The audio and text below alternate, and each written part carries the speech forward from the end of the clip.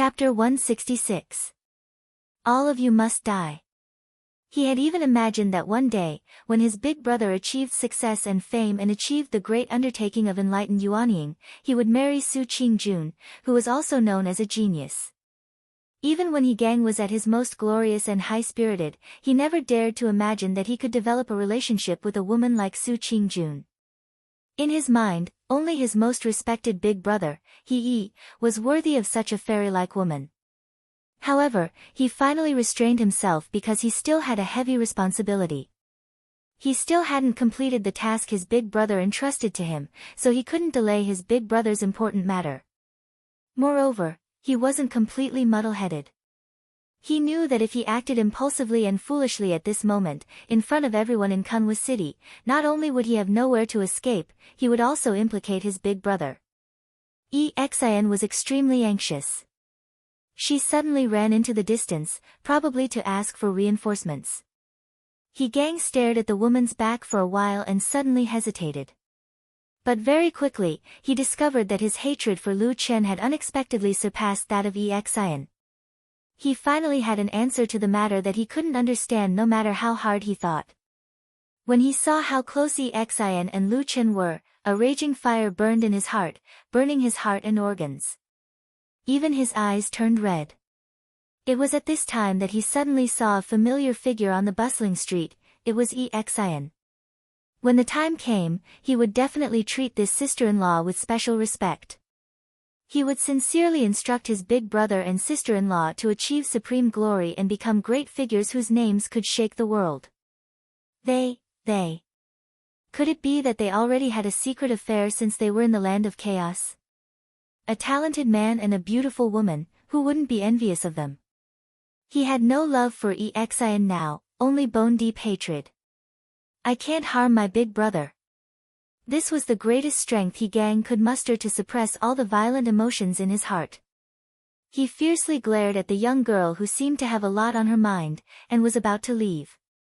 He Gang wasn't an idiot with a one-track mind, so he was naturally grateful. Without this big brother's care, he felt that he wouldn't be able to walk in front of people.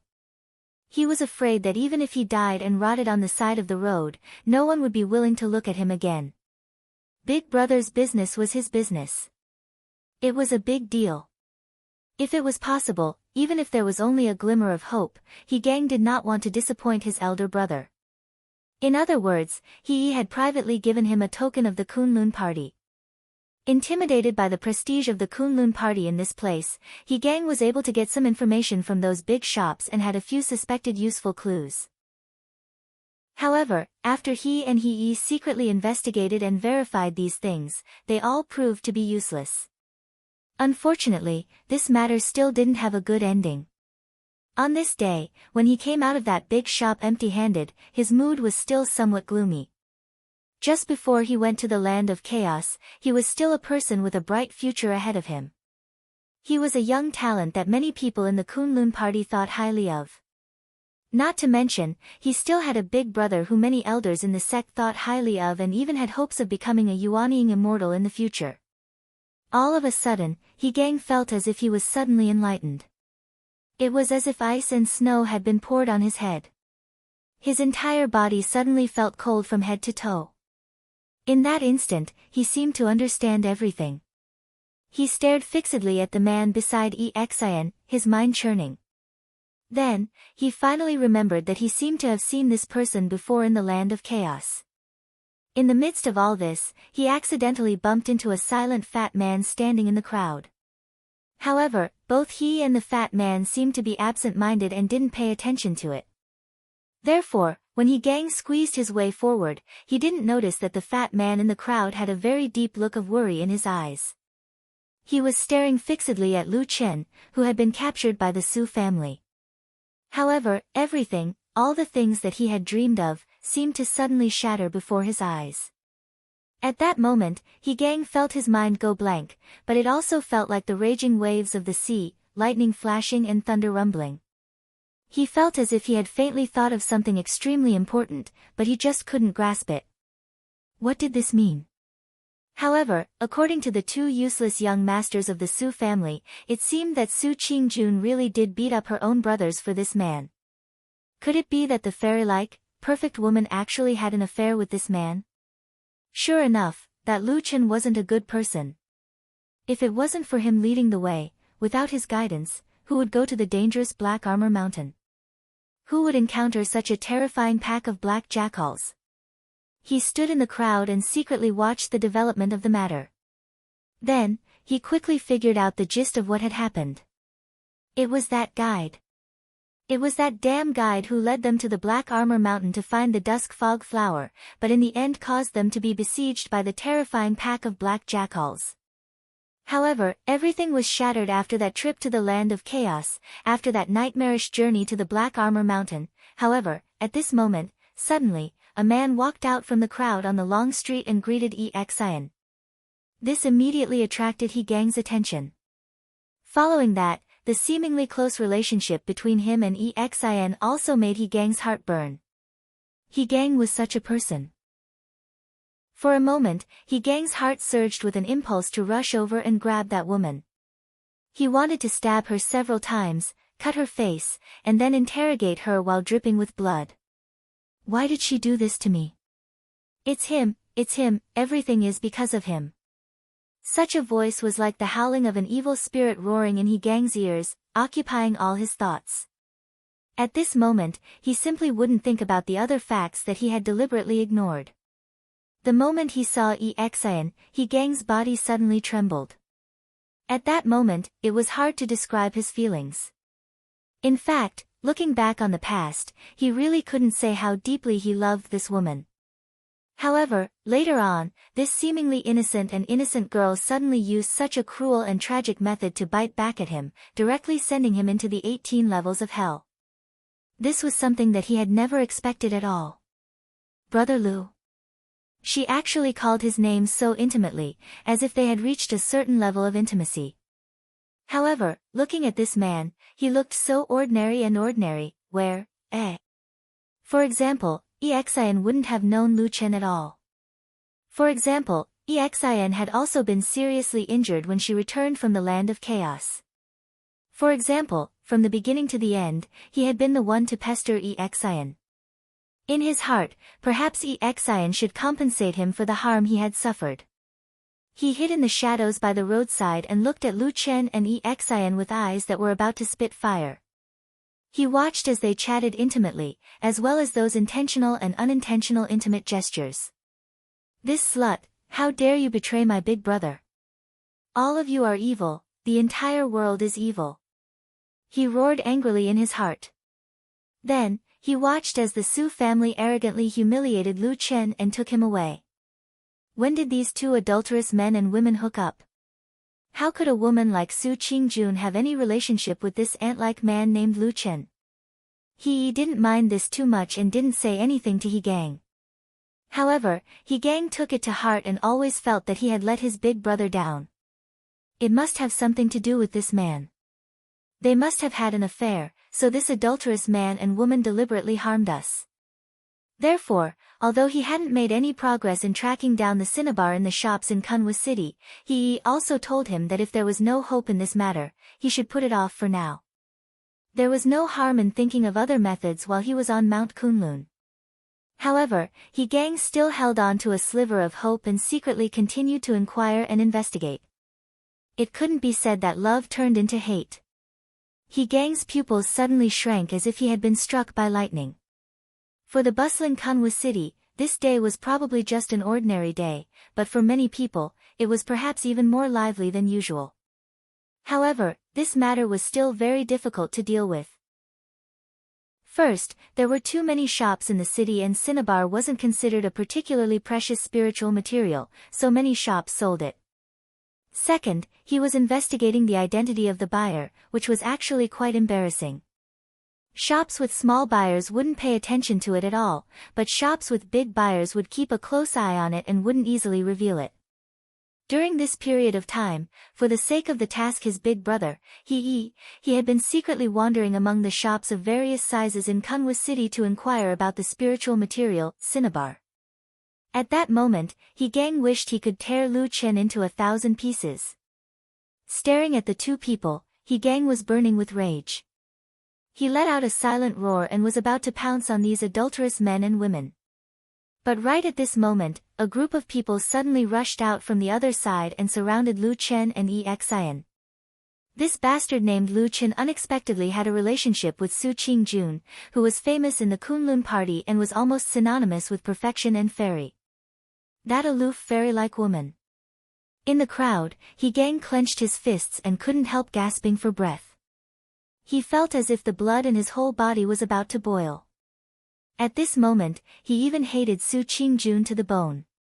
He resolutely followed the group of people from the Su family. Along the way, he watched Lu Chen being pushed and beaten. The pleasure in his heart couldn't be any greater. When he was about to reach the gate of the Su residence, because there were already a lot of onlookers around, he had no choice but to desperately squeeze his way in. That day, among the 3 people on the Black Armor Mountain, Exian's cultivation was the lowest and she had the least experience. But why did Martial Uncle Han die tragically, and he was seriously injured and disfigured, but this woman was safe and sound? He even offended all the young masters of the Su family in Kunwa City and even caused them to be beaten up. But very soon, He Gang found another thing that made him even more jealous. So much so that when he saw those people from the Su family pushing and beating Lu Chen, a trace of cold and ruthless killing intent flashed across the depths of his eyes. In pain, people were always willing to believe what they liked, regardless of whether it was right or wrong. Until today, he became like this, neither a human nor a ghost.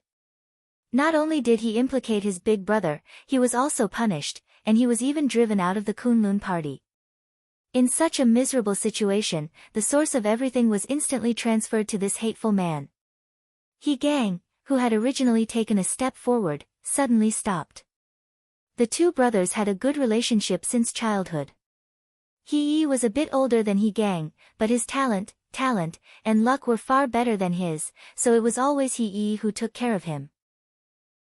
Even after the incident with Exian, even though he suffered a lot of criticism and pressure, he didn't give up on his younger brother. Chapter 167.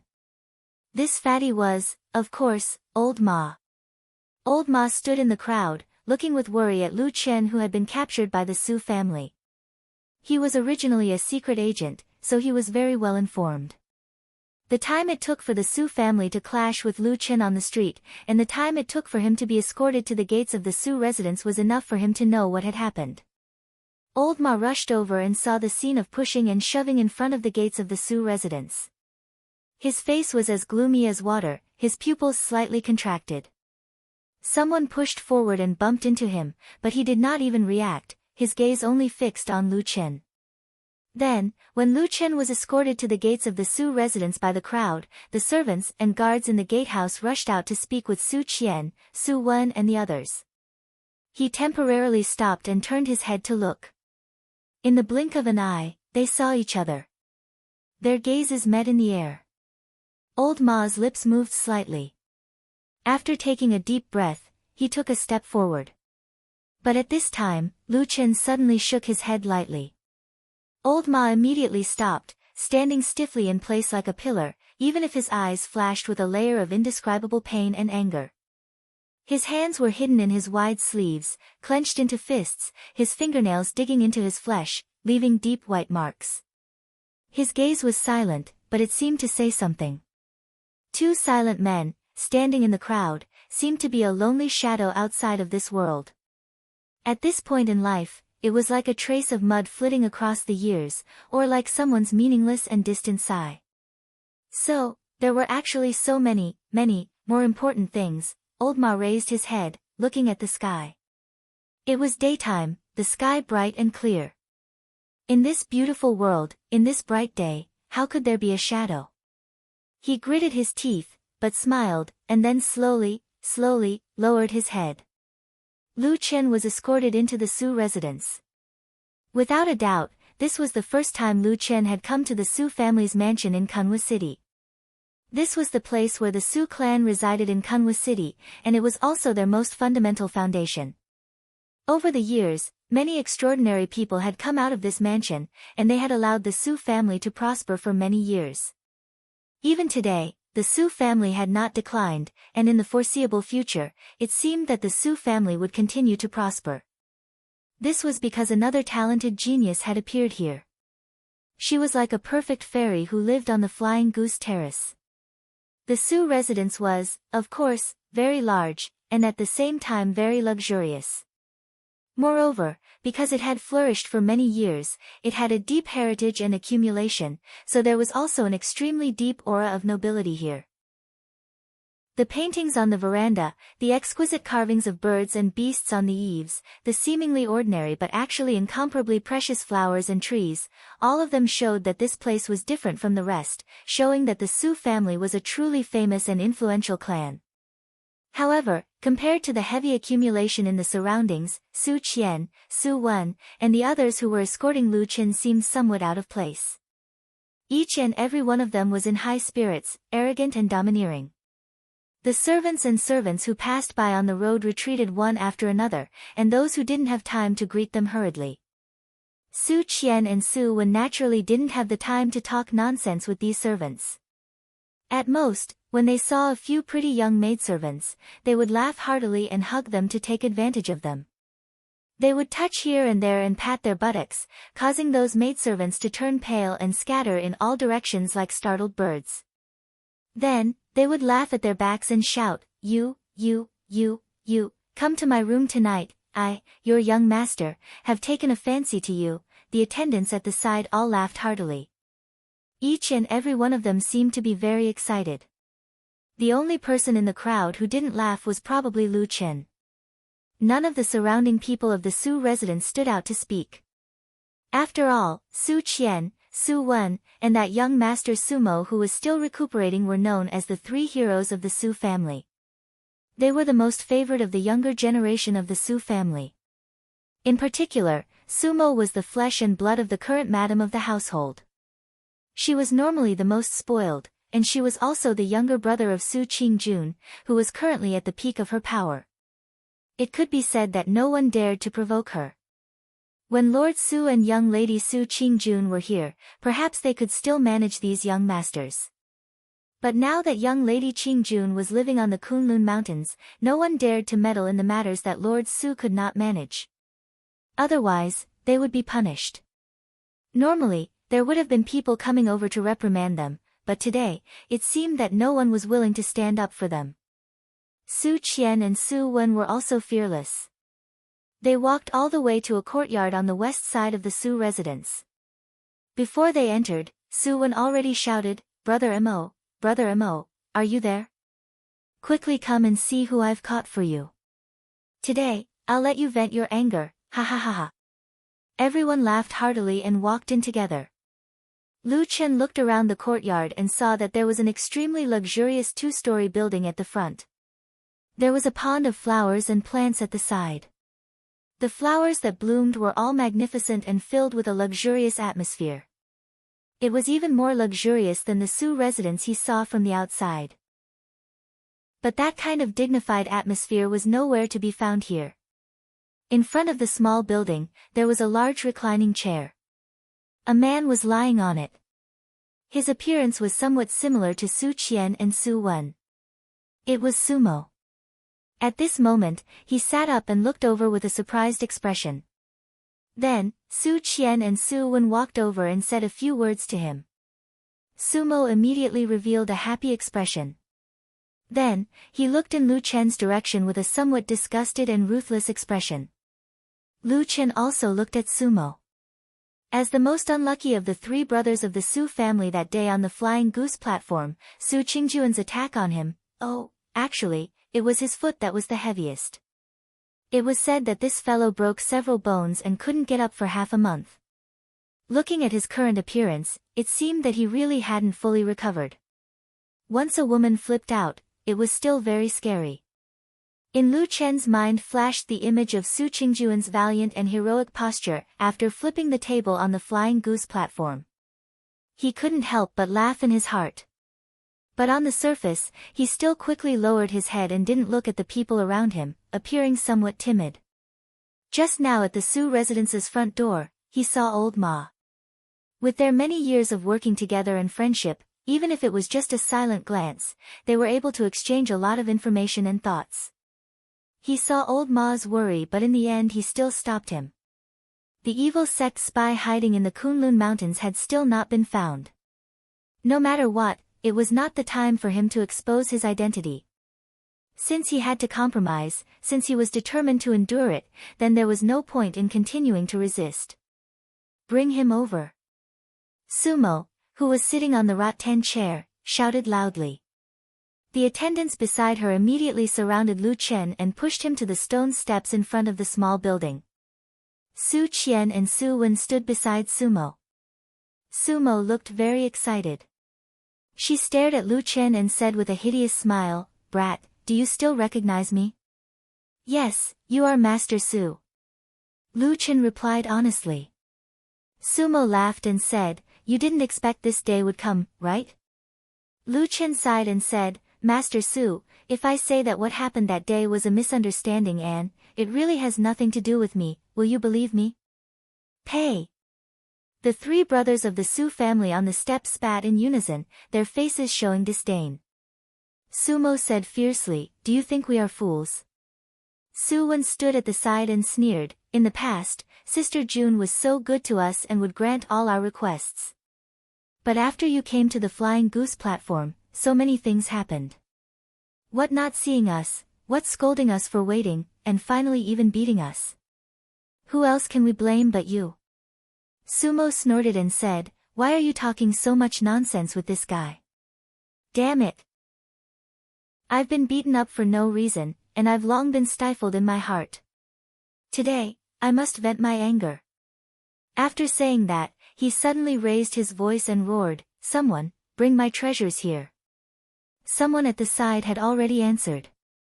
Then, two people went and walked into the small building, laughing and joking. After a while, they came out with a few big boxes and placed them in front of the three brothers of the Su family. Then, they opened them one by one. Everyone present, including the Su family brothers and the servants, laughed coldly. Their laughter was bone-chilling, like wild beasts that were about to devour people. "Kid, do you want to pick one for yourself?" Sumo clicked her tongue and narrowed her eyes. Like a cat, she looked at the mouse that she had caught with a tyrannical gaze. She grinned and said, "Don't worry, I won't let you die so easily." Lu Chen looked down and saw that the boxes were neatly arranged, and they were all strangely shaped instruments of torture. At this moment, those incomparably sharp blades, those hair-raising spikes, and all kinds of indescribable and terrifying torture tools were all emitting a cold radiance under the sunlight that fell from the sky. For the first time, Lu Chen's face became gloomy. Then, he raised his head and quietly glanced at the three arrogant and domineering Su family brothers standing on the steps. His eyes were cold. Outside the Su family's gate, the crowd of onlookers had yet to disperse. There would never be a lack of busybodies. It was in many people's nature to watch the fun. He Gang stood in the crowd. He was a little anxious, a little excited, and a little regretful that he couldn't go in and see Lu Chen being punished. However, the words that came from the crowd around him from time to time still made him obtain great satisfaction. The rumor that the three brothers of the Su family liked to use torture to punish their servants and make them beg for death, although there was no evidence, it was vividly described as if it was true. In the crowd, He Gang was happy. On the other side, old Ma's face was slightly trembling and twisted. He was forcibly suppressing the anger and anxiety in his heart. It was at this time that they suddenly raised their heads at the same time and looked towards the sky. A bright ray of light, like a shocking rainbow, flew over. The sharp whistling sound of breaking through the air was deafening. It could be seen how fast it was. In just a moment, this rainbow light directly landed in front of the Su family's gate. Some cultivators in the crowd with better eyesight had already cried out in surprise, "This is a golden core cultivator." Chapter 168. When the light dissipated, a beautiful woman appeared in front of the gates of the Su residence. This immediately caused a commotion in the surrounding crowd, as well as the group of servants and guards of the Su residence. All of a sudden, the crowd gathered around him and greeted him one after another. However, behind the crowd, there was a manservant whose expression suddenly changed. After looking left and right, he took advantage of the crowd's inattention to sneak away and ran into the depths of the Su residence.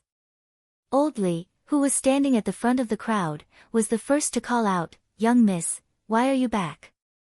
This person was naturally Su Qingjun. At this moment, she was dressed no different from usual, with a scarlet feather cape and a long sword on her back. But her expression did not look good. After looking at the surrounding people, she nodded to Old Li, who was standing at the front of the crowd, and called out, "Uncle Li." Old Li had been in the Su family for many years, and it could be said that he had watched this generation of youngsters grow up. In the past, when Su Qingjun was still at home, she would respectfully call him Uncle Li when they met. But at this moment, when Old Li saw Su Qingjun's expression, his heart skipped a beat. In the past, although Su Qingjun was indifferent in front of others, she had always been well-mannered and polite to servants and her other brothers and sisters. But today, although there seemed to be no change on the surface, there seemed to be a faint anger in her. Standing on the stone steps of the main entrance, Su Qingjun looked back and saw that the street in front of the Su residence was surrounded by many people, all of them stretching their necks to look in this direction. Her expression slightly sank, and she asked Old Li, "What's going on?" Old Li did not know what to say for a moment, but when Su Qingjun looked at him and slightly furrowed her brows, that natural majesty and reverence towards the legendary Jin Dan friar made him quickly make a decision. No matter how arrogant the three young masters of the Su family were, how could they be compared to the genius girl in front of him? As a result, Old Li obediently recounted what he had just seen. At the end, he pointed at the crowd in front of him and said, "Young masters Su Qian and Su Wen captured the people and brought them into the manor. Those people were the ones who had come to watch along the way and have been waiting here for a long time." A trace of anger flashed across Su Qingjun's face, and she asked in a low voice, "What does that person look like?" Old Li thought for a moment, then described the appearance of the man who had been captured by Su Qian and Su Wen. A few of the servants beside him also added a few sentences to the story. For the servants of this kind of rich and powerful family, observing one's expression was the most basic skill. The few people here only watched for a while, and they could faintly see that this young miss of their family was very dissatisfied with the actions of the few young masters. Anyway, no matter who made the choice, the Su family would definitely rely on this young miss in the future, so there was nothing to hide. The serious thing was, if they did not say anything now, and someone had the intention to complain in the future, then it would be terrible. After listening to Old Li and the others describe the appearance of the person who had been captured, Su Qingjun quickly determined that it was most likely Lu Chen. As for why Su Qian and Su Wen would suddenly find trouble with Lu Chen, Su Qingjun also had an idea in her heart, but it was also because of this that she became even more angry, and a little worried. So after listening to Old Li's words, she quickly nodded her head, and then walked into the Su residence with a cold face. Naturally, no one dared to stop her, and in an instant, a path opened up. Unexpectedly, at this moment, a servant girl suddenly ran out of the Su residence. She had a pretty appearance, and looked to be around 14 or 15 years old. Her expression was a little anxious, and when she saw Su Qingjun walk in, she hurriedly ran over with large strides. She first bowed to Su Qingjun, then hurriedly said in a loud voice, "Young miss, Madam heard that you've returned, and is very happy. She wants you to meet her in the front hall." Su Qingjun's footsteps stopped, and a trace of surprise appeared on her face. "Mother wants me to go over?" The servant girl nodded repeatedly, and said with a smile, "Yes, Madam said that she hasn't seen you in a long time. It's rare for young miss to return today, so she wants to see you immediately." A trace of hesitation flashed across Su Qingjun's face. Since she was young, she had been taught to be an educated and reasonable person, to be filial to her parents, and to be friendly to her younger siblings. These should have been things that were right and proper. Moreover, after she entered the Kunlun party, she lived on the mountain for a long time, and the number of times she returned home had decreased, and she rarely had the opportunity to be in front of her parents. Thinking of this, she glanced in the direction of the west side of the Su residence. She still understood the few younger brothers and cousins in the family. Although they were usually a little naughty and mischievous, they were respectful in front of her. She also didn't hear that they had done anything too vile. After a while, there shouldn't be any big problems, right? After thinking for a while, she nodded her head, and said to the servant girl, "Okay, then I'll go over." The front hall of the Su residence was behind the courtyard, and looking from afar, it was a spacious, square, and grand house. At this moment, the doors and windows were open, and several servant girls walked in and out. When they saw Su Qingjun walk in, they all revealed a smile and greeted her, and the sound of "young miss" rose and fell. Of course, Su Qingjun wouldn't show any face to these servant girls. There was no need, and it didn't conform to her character. After lightly nodding in acknowledgement, she walked into the hall, and saw the woman sitting in the main seat in the hall. If one were to calculate her age, she should actually be in her early 40s, but she maintained herself very well, and there were almost no wrinkles on her face. She was slightly plump, fair, and plump, and the outline of her appearance was also somewhat similar to Su Qingjun. It could be seen that when she was young, she should have been a great beauty.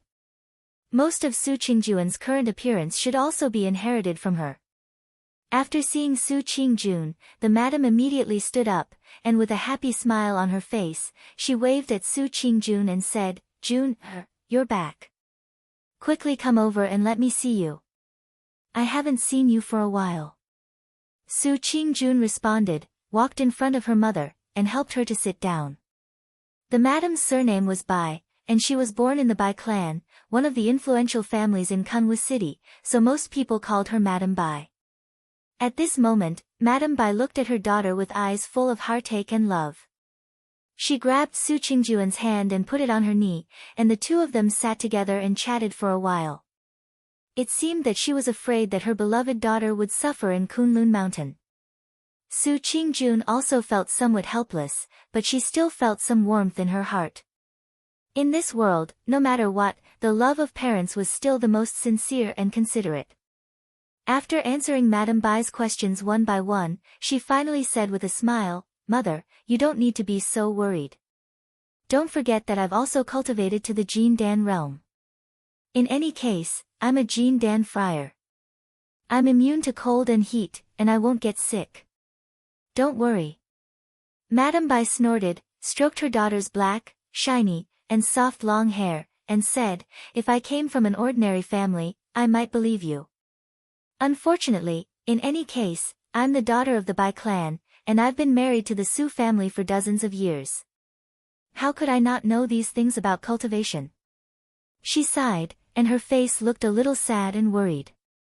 She said to Su Qingjun, "As a cultivator, if you have some achievements in cultivation, you naturally won't have the illnesses of ordinary people. But how can you not have troubles just like that? All kinds of hardships and pain in cultivation, the backlash of taking pills and spiritual materials, and all kinds of dangers when breaking through to the next realm. On the contrary, it's still much more than ordinary people. Even when you cultivators quarrel and fight with others, those with high cultivation often want to kill people. Do you think I don't know?" Su Qingjun was also speechless. Then she smiled bitterly and said, "Mother, it's actually not as exaggerated as you say." Madam Bai patted her hand, and gently said, "I know. Anyway, you can be considered to have some achievements in cultivation. I'm also a little more relieved. But you still have to take care of yourself, understand?" I understand.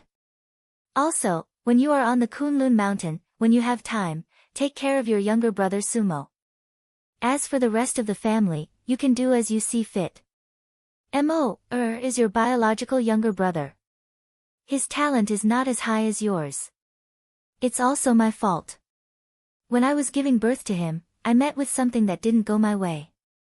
Anger attacked my heart and caused me to have a difficult birth, causing his innate vitality to be damaged. Su Qingjun softly said, Mother, don't worry. I will naturally take good care of my younger brothers at home. Madame Bai looked at her, and her face slightly darkened.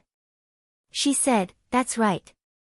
A few days ago, when came back from the mountain, he was seriously injured. He couldn't get out of bed for 10 days to half a month. I originally wanted to investigate this matter. In the end, after carefully interrogating Su Qian and Su Wen, they said that it was you who injured I scolded them at that time, saying how could that be possible?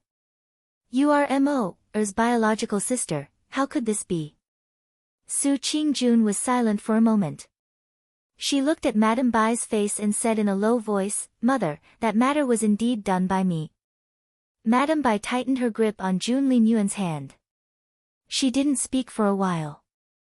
She just stared at Jun Linyuan and frowned. Jun, I know your temperament. You are usually the most sensible person in the world.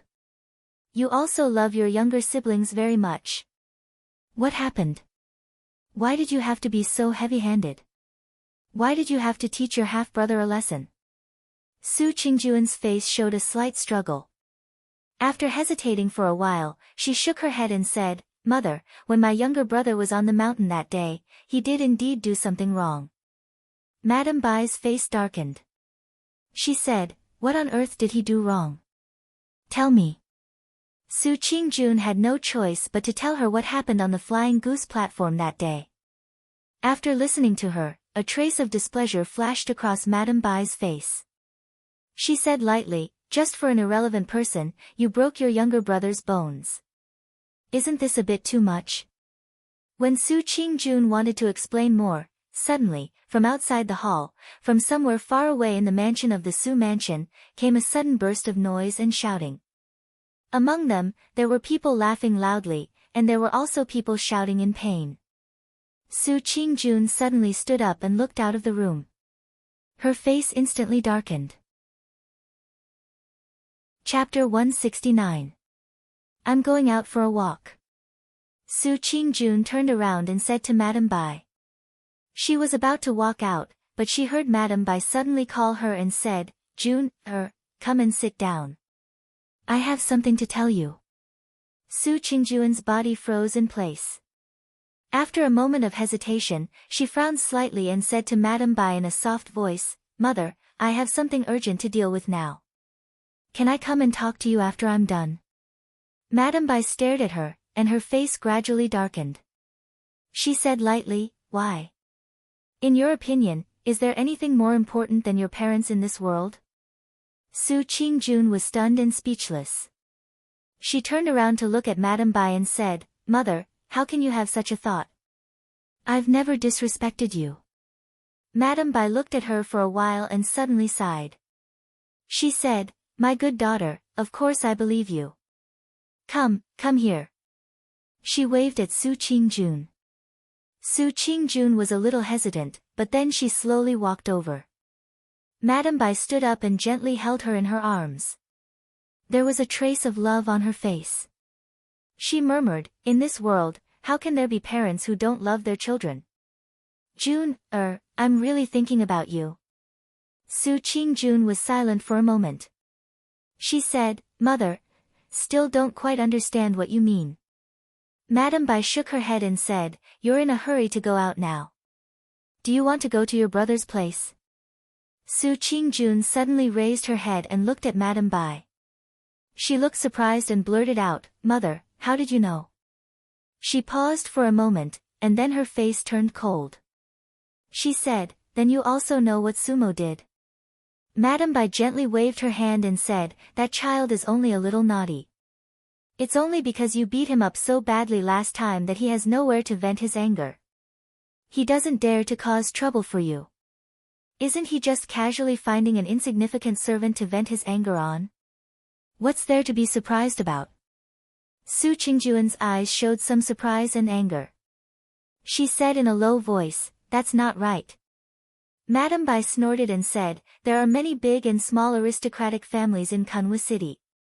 There are many young people there who beat people to vent their anger. Beating and scolding is like a common thing. Don't say it as if you haven't seen it since you were a child. Su Qingjun wanted to say something, but she hesitated. She clenched her teeth and said after a long while, Mother, that's different. He's a Kunlun disciple, he's just a part-time disciple. Madame Bai suddenly raised her voice and said, he has no talent and no background. What's the difference between him and the servants in our family? Su Qingjun slowly clenched her fists inside her sleeves, but her head slightly drooped. Seeing her expression, Madame Bai's heart seemed to soften. She lowered her voice and said softly, Jun, you're the most outstanding person in our Su family. You're also the child that both your father and I love the most. If nothing unexpected happens in the future, the foundation of our Su family will definitely be handed over to you. Even if you're infatuated with cultivation and have no interest in worldly money, when your younger brother inherits the family business in the future, won't he also have to fulfill all your requests and do his best to provide for you? You must always remember that we're a family. Blood is thicker than water. Nothing can compare to this. Su Qingjun slowly raised her head and suddenly said, Mother, did Sumo say something to you? Madame Bai glared at her and said, What Sumo? Sumo is not Sumo. He's your younger brother. After that, she said lightly, You're so young now, but you've already cultivated to the Jin Dan realm. Your future is limitless. Not to mention Shinran Yuanying, you can even have a chance to explore deity transformation stage Shinran. With such a bright future, how could a good-for-nothing part-time disciple be worthy of you? Su Qingjun was stunned. Then, she slowly shook her head as if she couldn't believe it. She said bitterly, How could you think like that? How could you say that? Madame Bai's face darkened. She said, Am I wrong? Do you dare to swear to God that you don't have the slightest affection for that man named Lu Chen? Su Qingjun was just about to speak, but she suddenly fell silent. After a while, she smiled bitterly and said, Mother, you're thinking too much. It's not like that at all. It's true, everyone has a time when they're young. Madame Bai suddenly interrupted her and said coldly, Everyone is young and full of love. It's human nature. It's not a big deal. Even when I was young, before I married your father, my heart was also moved by those free and unrestrained wastrels who roamed the world. But in the end? She smiled faintly and didn't continue speaking. Instead, she gently held Su Qingjun's hand and said, Jun, listen to your mother. I'm doing this for your own good. Su Qingjun took a deep breath and shook her head. She said, Mother, I think you've really misunderstood. I dare to swear to God that from the beginning to the end, since I joined the Kunlun party to cultivate, I've never had an affair. But this matter has nothing to do with Lu Chen. Sumo has found the wrong person. As she said this, she turned around and walked quickly towards the door of the hall. Madame Bai suddenly shouted, Stop! Su Qingjun's body paused for a moment. She looked back at her and said, Mother, haven't I already said? Madame Bai said coldly, Why don't you take a look at yourself now? For an outsider who has nothing to do with us, you look like you're burning with anxiety. You're in such a hurry to make things difficult for your own brother. Su Qingjun said loudly, I'm not going to make things difficult for him. It's him who did something wrong. If he has the ability, he can come to me. I'm the one who hurt him. Why does he want to vent his anger on me? Slap! Suddenly, a crisp sound came from the hall. It was Madame Bai who slapped Su Qingjun hard in the face with a livid face. Su Qingjun covered her cheek with her hand. There was a look of disbelief in her eyes. She looked at Madame Bai in astonishment. It seemed that even her voice was a little shaky. She said, Mother, I'm hitting you to wake you up. Madame Bai said coldly, What? Do you think you're great now that you're Jin Dan Friar? You can crush me with one finger. That's nothing. Come over and draw your sword and kill me. Su Qingjun took a step back. There was a painful expression on her face. She shook her head and said, Mother, how could I? Madame Bai took a deep breath and calmed down her unusually excited mood. Then she stared at Su Qingjun and said, Jun, listen to me. Your father and I are not young anymore. How can there be immortality in this world? Our only wish is that you and Mo can help each other for the rest of your life. Because in this world, there's no one who is closer than blood. If you don't believe in your own brother and this blood, who else can you believe in?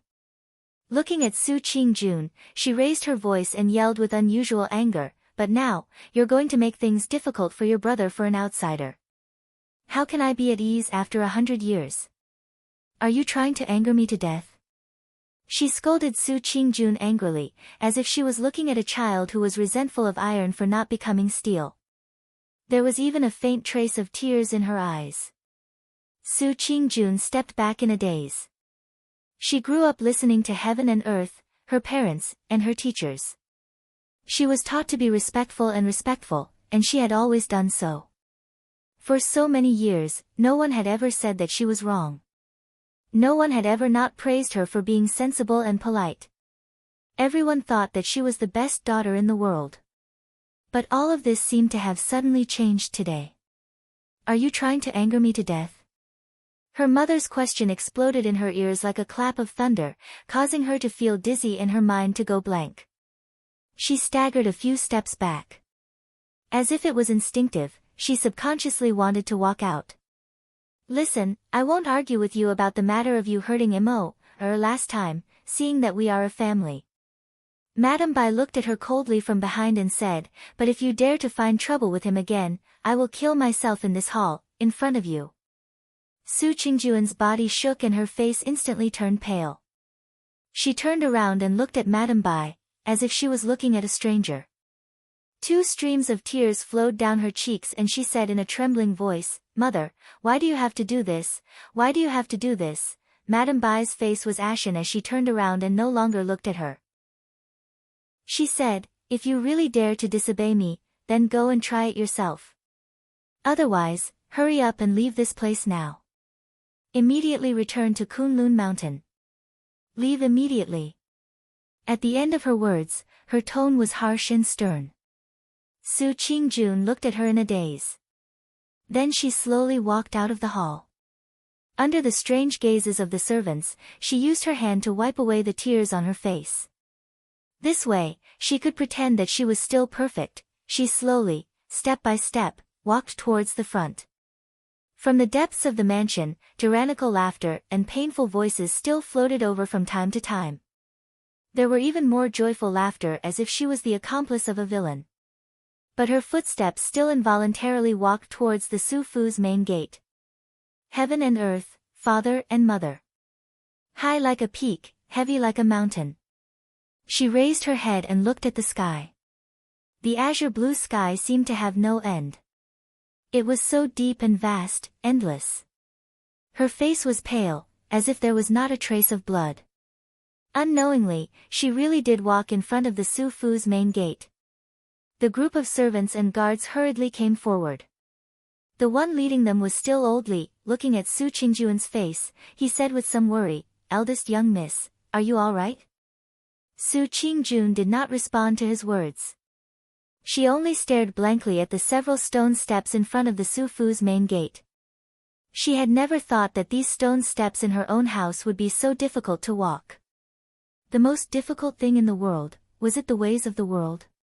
Her face was pale as she stood in front of this huge aristocratic family's main gate. She stood under the Su family's large signboard. The people at the side looked at each other, but for a moment, no one dared to say anything. She did not know how long she stood there. The wind blew past her body, her hair and clothes all slightly fluttered. Gradually, a clear and cold feeling seeped out. Clear as water. Cold as ice and frost. She suddenly turned her head and looked at Old Li. She opened her mouth. Her voice was like the clear ringing of a bell in the wind. There was not the slightest bit of dirt. She quietly asked, Uncle Li. Ah. May I ask if there is a table in your room? Chapter 170. That day was supposed to be a very, very ordinary day in Kanwa City. It was bustling, people coming and going, merchants and goods flourishing. The cultivators were in high spirits, and the ordinary mortals lived in peace and contentment. The big clans in the city were also like this, enjoying the shade under their own big trees, peacefully and leisurely passing every good time. How many years had it been? Hadn't it always been like this? No one had ever thought of changing, and no one was willing to change. The Su family, a big clan in Kanwa City, was also like this. Until that quiet afternoon, when an exceptionally mournful and soul-shaking sharp whistle suddenly appeared in this deep courtyard, as if it had pierced through the heaven and earth and shattered all the tranquility, tearing everything to shreds. Boom! It was a deafening sound. Like a thunderbolt on a clear day, like a thunderstorm, it exploded in this big residence, causing everyone to turn their heads in astonishment, causing the hall to shake, and causing the ground to tremble. Like a tiger's roar breaking through the mountain forest, it swept across the clear sky like an invisible but incomparably swift and violent wave, wildly and ferociously surging in all directions. A table flew into the air. It was a square black wooden table, plain and simple, without too many exquisite and flashy carvings, only deep and heavy. It flew up. A table flew up. The table didn't have any intelligence. If it did, it certainly wouldn't have thought that in its ordinary life, it would unexpectedly have such a brilliant and world-shaking fortuitous encounter. It flew into the air, emitting a deafening sharp whistle, then broke through the sky and flew away. Wherever the flying table passed, it was invincible and unstoppable. People were thrown off their feet, horses were thrown off their feet, trees were toppled over, and walls were split open.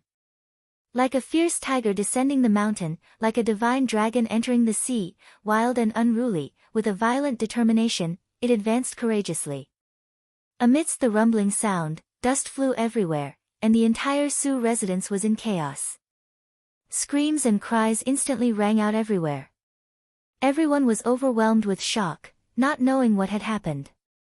Only that table, alone and proud, flew over the crowd, passed over the gazes, knocked down the trees, and broke through the high walls. It was a flying table. It rushed into the sky and arrived with a rumbling sound. As a result, the sand and stones scattered and heaven and earth resonated with each other. A huge cloud of dust seemed to have condensed into an earth dragon, rumbling from afar. It was like a hot knife through butter. From the depths of the pavilions and courtyards, it forcibly broke open a path to that small courtyard. Finally, in a deafening noise, a large hole was first smashed open in Sumo's courtyard. Then, cracks appeared everywhere, and strange noises were heard. A moment later, in a rumbling noise, an entire wall collapsed with a loud rumble. Dust flew up into the air. Everyone was dumbstruck. They turned their heads to look in that direction, and in the depths of the dust cloud, a faint breeze blew over. A figure slowly walked out from the thick dust cloud. With a long sword on his back, his expression was cold. Like a lonely and proud woman in the world, she stepped through the dust and walked into this place. The air reeked of blood. Su Qingjuan's gaze passed through the shocked crowd and saw Lu Chen lying on the ground. That man seemed to have lost a lot of blood. There seemed to be many wounds on his body. Those wounds looked very deep and heavy. In some places, not only blood and flesh could be seen, but even white bones could be seen. It was a horrible sight, and it made one's hair stand. But for some reason, even with such heavy injuries, the man did not faint. He seemed to still be very conscious. Even if this was an unbearable pain for ordinary people, he would rather endure it than lose his consciousness. Or perhaps, he was already used to this kind of pain. When he turned his head to look in the pool of blood, his gaze met with Su Qingjuan's in the air. He looked at her walking over. He was lying in a pool of blood. There did not seem to be much pain on his face at that moment. He was even in the blood. Facing her, he smiled slightly. That bloody smile was shocking and soul-stirring. It was like a sharp sword piercing into her chest, like a raging fire burning her soul. Su Qingjun held her breath. Her body trembled slightly. She clenched her teeth tightly. Just when she wanted to control herself again, she saw that beside the man lying on the ground, there were those terrifying and twisted instruments of torture scattered all over the ground. Those sharp, twisted and bloody blades. It was as if a sudden clap of thunder had suddenly exploded above her head. It was as if a demonic beast lying dormant in the depths of her heart was roaring. That surge of hot blood rushed to her heart, causing her heart to go blank for a moment. She opened her mouth slightly, as if she wanted to say something. But for some reason, not a single word came out. She could only stare blankly at the man lying in a pool of blood. She clenched her teeth, and a few tears flowed down from the corner of her eyes. Then, like a young child, she used the back of her hand to wipe away the sparkling and dazzling tears on her cheeks. "Hey, Sister June, why have you come?" A voice called out from the front. It was Sumo, who was sitting on the chair in front of the small building. She straightened her body and smiled at Su Qingjun. "Why did you make such a big scene?" "Sister, you are going to tear down our house." "But it doesn't matter. Our house doesn't have anything else but money. You can tear it down however you want. At most, we can just rebuild it again in the future." Su Qingjun glanced at Sumo. Without saying a word, she stepped forward and walked towards Lu Chen. The smile on Sumo's face froze. She looked at Su Qian and Su Wen, who were standing beside her. Su Qian coughed and gave a look to the attendants standing below. After a while, someone came over to greet Su Qingjun. He forced a smile and said, "Eldest miss, look, this is the person that young Master Mo wants." "You." "Ah." His voice hadn't even finished resounding in the air when a shrill cry suddenly resounded from his mouth. His entire body suddenly rose from the ground. Su Qingjun had stretched out her hand, grabbed his shirt, and then tossed him away like a rock. The dumbfounded crowd watched as the man in midair drew an arc across half of the courtyard. Then, with a bang, he slammed heavily into the wall that was still standing on the opposite side. In an instant, a clear human imprint was left on the wall. Then, with blood flowing from his mouth and nose, he fell to the ground motionlessly. It seemed that he had fainted. In the small courtyard, there was a sudden silence. After a while, there was suddenly an angry and irritable voice. It was Sumo. She shouted from the front, "What are you doing? Are you trying to show off to me? Don't forget that we are brother and sister." "Brother and sister. Because of an outsider, you caused me to be like this. Is it not enough, you still want to beat me? Come, if you have the guts, then beat me to death. Beat me to death." He roared furiously, like an irritable beast. Su Qingjun looked coldly at him in front of the small building. Her eyes were as cold as snow. She suddenly raised her hand. In this chaotic small courtyard, a clear dragon roar was heard. It was like a ray of autumn water shining into the dust, like a pool of clear water washing the world. A ray of sword light lit up, illuminating her peerless face and reflecting in her clear and bright eyes, emitting a dazzling radiance. The long sword on her back flew out of its sheath. The sword shadows filled the sky. A strange scene appeared. Under the clear sky, a full moon suddenly appeared in the sky. Cold and lonely, unattainable. The moonlight, like water, fell into the world, illuminating the sword light. The sword blade reflected the moonlight. The moonlight turned into silence. All living things in the world held their breath. Only that light, from the endless vault of heaven, faintly slashed down. It was the moonlight slash. That moment of brilliance seemed to snatch all the years of the world. It was silent. It was like the passing of countless stars, the rising of the sun and setting of the moon. Someone sighed on the other side. The sword light fell, brilliant, stagnated and disappeared. Like the wind and smoke passing by, it disappeared without a trace. Everyone was at a loss. The three Su family brothers in front of the small building were also stunned speechless. They looked at each other and made sure that they were all right. Sumo then heaved a sigh of relief. Just as she was about to speak, suddenly a cracking sound was heard from behind. The three of them turned back in shock. On that incomparably luxurious small building, countless cracks suddenly appeared. Cruelly and coldly smashed all the beautiful splendor, tore all the brick walls and eaves. After a while, suddenly a loud sound was heard. The entire building collapsed. In the flying dust, everyone screamed in fear. The three Su family brothers stumbled, ran, and crawled with all their might, shouting. The people around them were also panicking and rushed up to rescue them. The small courtyard immediately became a mess. In the midst of the chaos, the ancient longsword had already quietly returned to its sheath. Su Qingjun no longer paid attention to the chaos. Through the dust, she walked to Lu Chen's side. Just like at the flying goose platform, she gently squatted down beside him. She looked at his eyes, at the blood that flowed from his body, and at the little smile on his face that should not have been there, but still showed. She suddenly felt that the sword just now, that little bit of sharpness, seemed to have cut her heart. She had thousands of words she wanted to say, but in the end, after her lips slightly trembled a few times, she still only said softly, "Does it hurt?" "It hurts." Lu Chen nodded and smiled. Su Qingjun lowered her head. A teardrop fell into the dust on the ground, wetting a bit of the ground. "You're so old, why are you crying?" Lu Chen said to her. "And it's not your fault." "I'm fine, I won't die." Su Qingjun wanted to laugh, but for some reason, more tears flowed. She wiped her eyes with the back of her hand, then forced a smile and said, "Why are you pretending to be strong again?" "When I was outside, I heard your cry."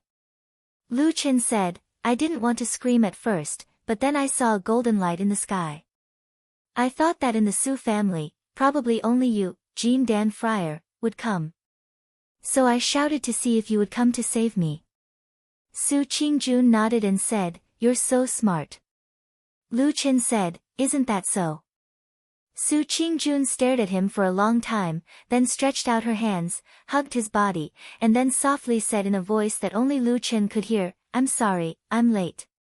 "It's okay." Lu Chen said.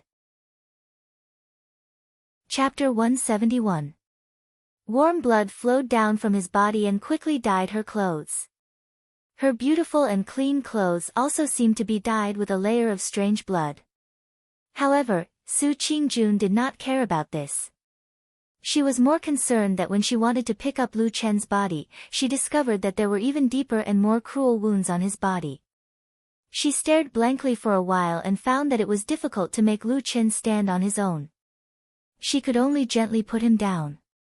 Then, looking at the bloody mess on his body, she said in a low voice, "Wait for me." Then, she stood up and looked around. She walked towards the small courtyard where many attendants, including the three Su family brothers, were standing together. The power of the moonlight slash just now was too strong. It had already frightened everyone here, including Sumo, who had not yet recovered. When they saw Su Qingjun walk over, everyone immediately took a few steps back with a look of fear on their faces. Su Qingjun's face was as cold as frost. She pointed at one of the attendants who looked a bit cleaner and said, "Take off your outer clothes." That attendant was stunned for a moment and said in surprise, "What?" Su Qingjun did not say it a second time. She only looked at him coldly. That attendant's legs instantly went soft. He repeatedly said, "Good, good, good." As he said this, he hurriedly took off his outer clothes. He was afraid that if he was a bit slower, his hands and feet would also leave his body like the clothes. Su Qingjun grabbed the outer clothes and walked back to Lu Chen's side. Then, she carefully wrapped his body with the clothes, not letting those bloody wounds be exposed in the dust. Lu Chen smiled and said, "There's no need to go through so much trouble." Su Qingjun looked at him and said in a low voice, "Why didn't you die from the pain?" Lu Chen laughed loudly. But after laughing a few times, his voice twisted like the muscles on his face. He sucked in a breath of cold air. It seemed that he had touched a wound somewhere. Su Qingjun shook her head. There was a trace of worry in her eyes. She used all her strength to help him up. At the same time, she put one of Lu Chen's arms on her shoulder so that most of his body was leaning on her body. Then, she was about to leave. In the eyes of the other people in the small courtyard, this kind of action was like they had seen a ghost. Especially the three Su family brothers, their faces were full of shock. Sumo was the first to jump out. But it seemed that her injuries had not healed very well. She tripped and almost fell. Fortunately, she was supported by Su Qian and Su Wen. He barely managed to stand and shouted at Su Qingjun, "Sister, what are you doing? Do you have an affair with this person?" Su Qingjun looked at him coldly and said, "Shut your stinky mouth." Sumo was furious and shouted, "I am your brother from the same father and mother. Why can't I tell you about your affairs?" Su Qingjun stared at Su Mo coldly and said, "If it weren't for the fact that you're my close relative, I would have cut you down with my sword just now based on the heartless evil you've done today. Get lost. You are not allowed to meddle in my affairs in the future." After being glared at by her ice-cold gaze, Su Mo recalled the lonely yet terrifying sword light just now. For a moment, he couldn't muster up the courage to refute her. However, at this moment, an angry voice suddenly came from outside the door, saying, "How dare you? He, as your brother, can't meddle in your affairs. Then what about me, as your mother? Do I have the right to meddle in your affairs?" All the people present were moved and turned to look. Sure enough, they saw a well-maintained woman walking in from the door of the small courtyard. It was Madame Bai, the current madam of the Su family. For a moment, many attendants and servants greeted her. The three brothers of the Su family went to greet her. Sumo even limped to Madame Bai and shouted with a little sob, "Mother." Madame Bai patted him gently on the shoulder, her expression overflowing with affection. She then turned to look at the wretched state of the collapsed trees and collapsed walls. Her brows immediately furrowed, and when she looked at Su Qingjun again, her expression was incomparably gloomy. "Jun, don't you have any respect for me?" Under Madame Bai's threatening gaze, Su Qingjun dodged a little at first. But soon, she seemed to have the courage to look straight into her mother's eyes and said, "Mother, I have said that it was my brother's fault today." Madame Bai said angrily, "What did he do wrong? Even if he did something wrong, it's not worth it for you to make such a big fuss. Do you want to tear down our house?" Su Qingjun sneered. She pointed at the frightening torture tools and blades scattered on the ground and said coldly, "Do you see these things? Do you think he made a small mistake when he used these disgusting things to harm people?" She suddenly raised her voice and said loudly, "This is only in our house. If it were in Kunlun Mountain, under the strict rules, what would be waiting for him?" Madame Bai glanced at the torture tools. Suddenly, her face turned pale. Obviously, she was shocked and even a little frightened. Then, as if she thought of something, she glared at Sumo fiercely. Sumo looked as if he had shrunk into a ball. He lowered his head and didn't say a word. Madame Bai gritted her teeth and cursed in a low voice, "I will deal with you later, you unfilial son." As she said this, she took a deep breath and looked at Su Qingjun again. At this moment, the look in her eyes was a little different. She had already faintly felt that this daughter in front of her, the most outstanding genius in the family, seemed to be somewhat different from before. If Mo did something wrong, he will naturally be punished according to the family rules. Even when your father returns home and finds out about this, he will not be spared. Madame Bai looked at Su Qingjun and said gloomily, "But what I want to know is, have you forgotten what I said to you in the front hall?" She seemed to be very, very angry. She stared at Su Qingjun and said word by word, "You don't care about your mother's life at all?" Su Qingjun smiled faintly. There seemed to be some bitterness and helplessness in her eyes. She shook her head gently and said, "Mother, you know it's not like that." Madame Bai said angrily, "Then why don't you listen to me and come here to make a scene?" Su Qingjun supported Lu Chen and began to walk forward slowly. At the same time, she said, "Mother, actually you and I both know that those were just words of anger. You will not die. Madame Bai was so angry that her hand trembled. She pointed at Su Qingjun and said angrily, You disobedient and unfilial daughter." Su Qingjun's expression was a little desolate and lonely. She said, "Have you really touched your own conscience when you speak? For so many years, in the Su family, who is the most filial to you and father besides me? Could it be me, this ruthless and incompetent brother?" She supported Lu Chen and slowly walked to Madame Bai. She lowered her voice and said to her softly, "Besides, how can you bear to die? You care so much about your appearance every day. You take care of it for a few hours every day. What you put on and what you eat are all good things to maintain your appearance. And there are so many young mothers and concubines at home. If they don't die, how can you be willing to take a step first, right?" Madame Bai's face instantly turned pale. She looked at Su Qingjun. Her lips trembled slightly, but for a moment, she couldn't say anything. Su Qingjun walked past Madame Bai and continued to walk forward. After a moment, Madame Bai suddenly cried and shouted to her, all right. You've grown up. I can't control you anymore. When your father comes back, I will tell him about your disobedient appearance today. Let's see if he will be sad. Let's see if he will care about you." Su Qingjun's footsteps paused for a moment. Then, she turned around and looked at her with a strange expression. For a moment, Madame Bai felt uncomfortable under her gaze. She couldn't help but take a step back. Su Qingjun smiled faintly and said, "Mother, don't lie to yourself anymore. Father is much more practical than you. He must know that in the next 10 or even 100 years, who will the Su family really rely on?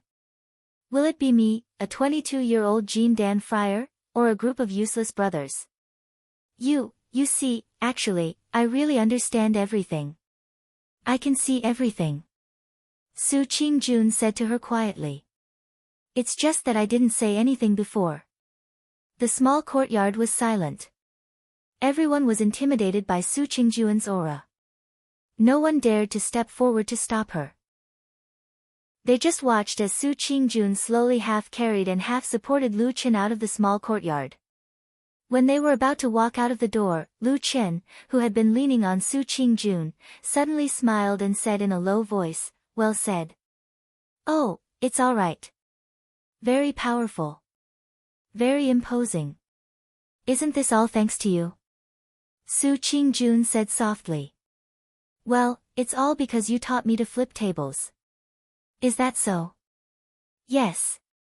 Then I'm also very powerful." "Is it powerful to be almost beaten to death?" "You really don't know how to chat," Lu Chen said helplessly. That day, many people in Kunwa City saw the light that once again soared into the sky. They saw the ending of Su Qingjun rushing to save Lu Chen. Among them, the people who saw it the most clearly were the onlookers from the beginning to the end of the Su residence. He Gang and Old Ma were the people who stood outside the Su residence from the beginning to the end. But their reactions were completely different. He Gang looked at the light that went far away in the sky.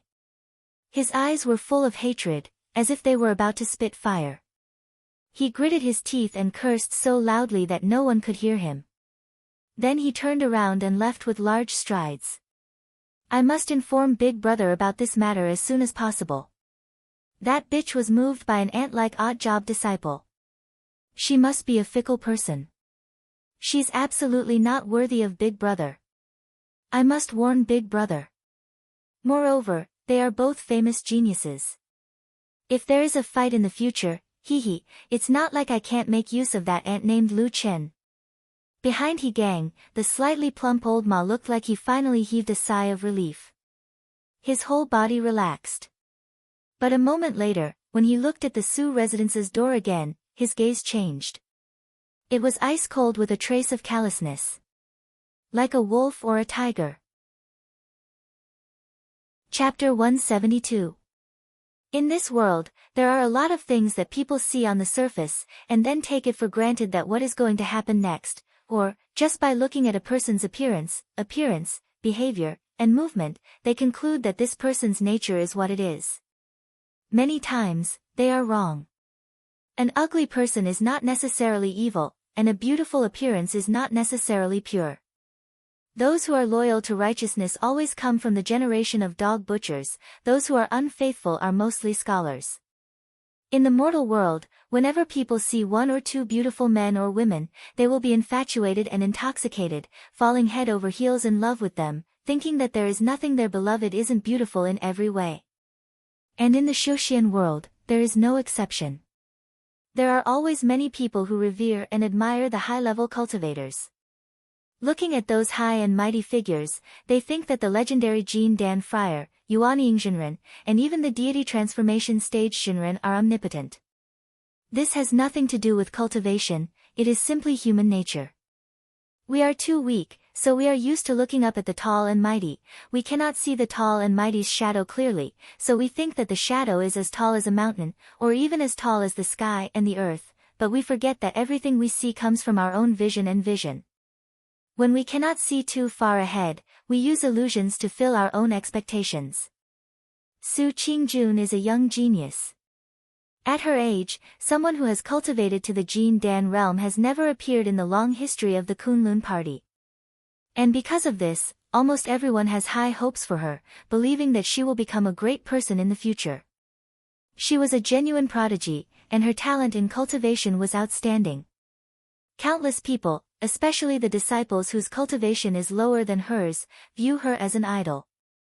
They revere and admire her, looking up to her as a role model, thinking that she is omnipotent. Unfortunately, the truth is not like this. In this world, the person who understands Su Qingjun the most, naturally, is none other than herself. Of course, Su Qingjun knows that she is not the kind of perfect and omnipotent person that other people imagine her to be. She even clearly knows that she has many shortcomings, and there are many things that she cannot do. However, no one would purposely expose their weaknesses to the public. She was not a saint. In the end, she was just an ordinary mortal. She would feel joy, anger, sorrow, and joy. She would have many concerns and restraints. She even had to consider more things than an ordinary person. This was because in the past, she had to take care of many more people than an ordinary person. Like all geniuses or those who are loved and revered by others, Su Qingjun instinctively hides all of her shortcomings. In order to hide these traces, she would often turn into a calm, cold, beautiful, and aloof appearance. This effect is tried and true. Those who admire her are distanced from her by her actions. They cannot really get close to her. It is as if their eyes can only look at her figure from afar. So what they see in their eyes is a blurry shadow. So they cannot see the truth. So none of them can see the true appearance of that person. So everyone begins to imagine her to be exceptionally beautiful, turning her into the legendary omnipotent and peerless fairy. Just like countless similar things in the world. This has nothing to do with cultivation, it is just human nature. But what is fake is not real. What is impossible will never be true. Like a thin piece of paper that has been soaked in water, it will be pierced by reality. That day, Su Qingjun feels like she is that thin piece of paper that has been soaked in water. When she intimidates the Su family and chases away everyone, including her mother Madame Bai, she brings Lu Chen back to Fian Tai in Kunlun Mountain. The momentum of that moment, the awe-inspiring presence, the resolute words, and the sharp words all make her look so perfect. Even the seriously injured Lu Chen admires her. Until, after she returns to the mountain. She helps Lu Chen back to the hut and puts him down on the bed. Looking at this man who is covered in blood, Su Qingjun panics. Because she does not know how to treat injuries. This was a method that many cultivators, even low-level cultivators with low cultivation and even rogue cultivators were very familiar with, but she didn't know how to do it. Su Qingjun hurriedly brings out a lot of bottles and jars from the cave, which are filled with all kinds of precious herbs and elixirs. Then she looks at Lu Chen who has countless wounds all over his body, and is dumbfounded. As a proud daughter of heaven from a noble family, when has she ever needed to personally deal with this kind of thing? But seeing the urgency of the matter, Su Qingjun does not care too much, and can only do whatever she wants. Therefore, those precious medicinal powders and elixirs are casually smeared on Lu Chen's wounds. She does not know if they have any effect, but the bleeding does stop very quickly. Su Qingjun is immediately happy, and then she grabs a few bottles of famous Kunlun elixirs and stuffs them into Lu Chen's mouth. Cough, cough, cough. Lu Chen, who was pretending to be asleep, coughs violently. He quickly reaches out to block Su Qingjun's medicine bottle, and then weakly says, "Don't worry, I won't die for a while.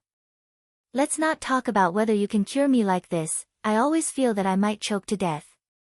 Su Qingjun glares at him, and says, "I am kind enough to give you elixirs, but you talk too much. Are you going to eat it or not?" Lu Chen nodded repeatedly, and says, "I have to, but can I eat it later? Besides, I can't eat so many elixirs at once, or else the medicinal effects will backfire, and it will be no different from poison." Su Qingjun snorts, seems to know that she is a little too hasty, and puts the jade bottles on the table beside her, and says, "You don't know how to appreciate my kindness. I'll leave those things here, you can eat them yourself later. Anyway, you are a mysterious person, and I don't know where you come from.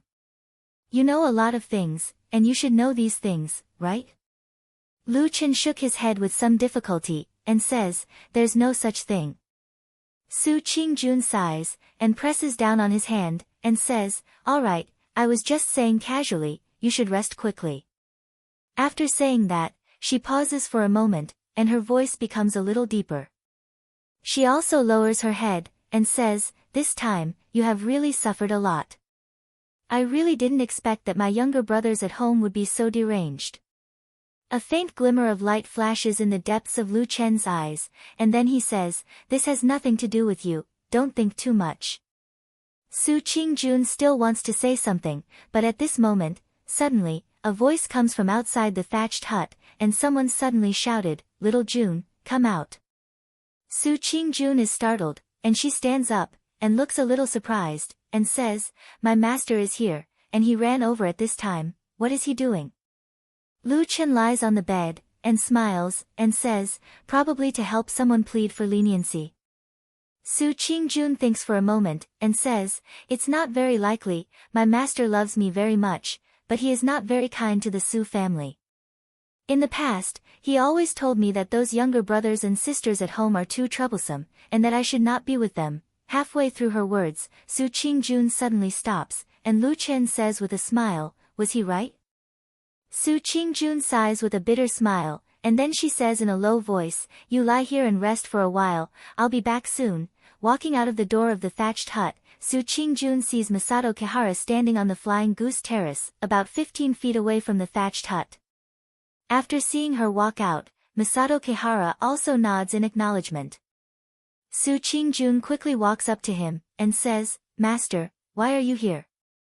Masato Kihara laughs mischievously, and says, "I heard you were in the limelight in Kunwa City, and when you returned to the Su family, you made a big fuss, and the whole Kunlun mountain is in an uproar, so I hurried over to take a look." Su Qingjun blushes, and she shakes her head and says, "It's not as exaggerated as you say." Masato Kihara chuckles, but he doesn't tease this female disciple anymore. Instead, he glances at the thatched hut, and says, "I heard the person you saved is the part-time disciple Lu Chen who helped you plant the eagle fruit tree?" Su Qingjun nods, and says, "Yes." Masato Kihara looks at her with a smile that doesn't seem like a smile, and says, "In the past, I, your master, have advised you many times to draw a clear line with the people in your family, because it's beneficial to your cultivation, but you never listened. But today, for the sake of an ordinary part-time disciple, you suddenly have a falling out with the Su family. Is there any personal feelings involved?" By the end of his words, Masato Kihara's eyes have already faintly revealed a sharp light, and he just indifferently looks at Su Qingjun. But Su Qingjun seems to be unaware of anything, and she just says with a bitter smile, "Master, when I first became your disciple, I told you that I'm only interested in cultivation, and I'm too lazy to think about other things." "Then why did you save him?" Su Qingjun's face darkens, and says, "It's my Su family's brothers who have really gone too far. Even if this person isn't Lu Chen, but just a roadside beggar who has nothing to do with me, I think I probably won't sit idly by.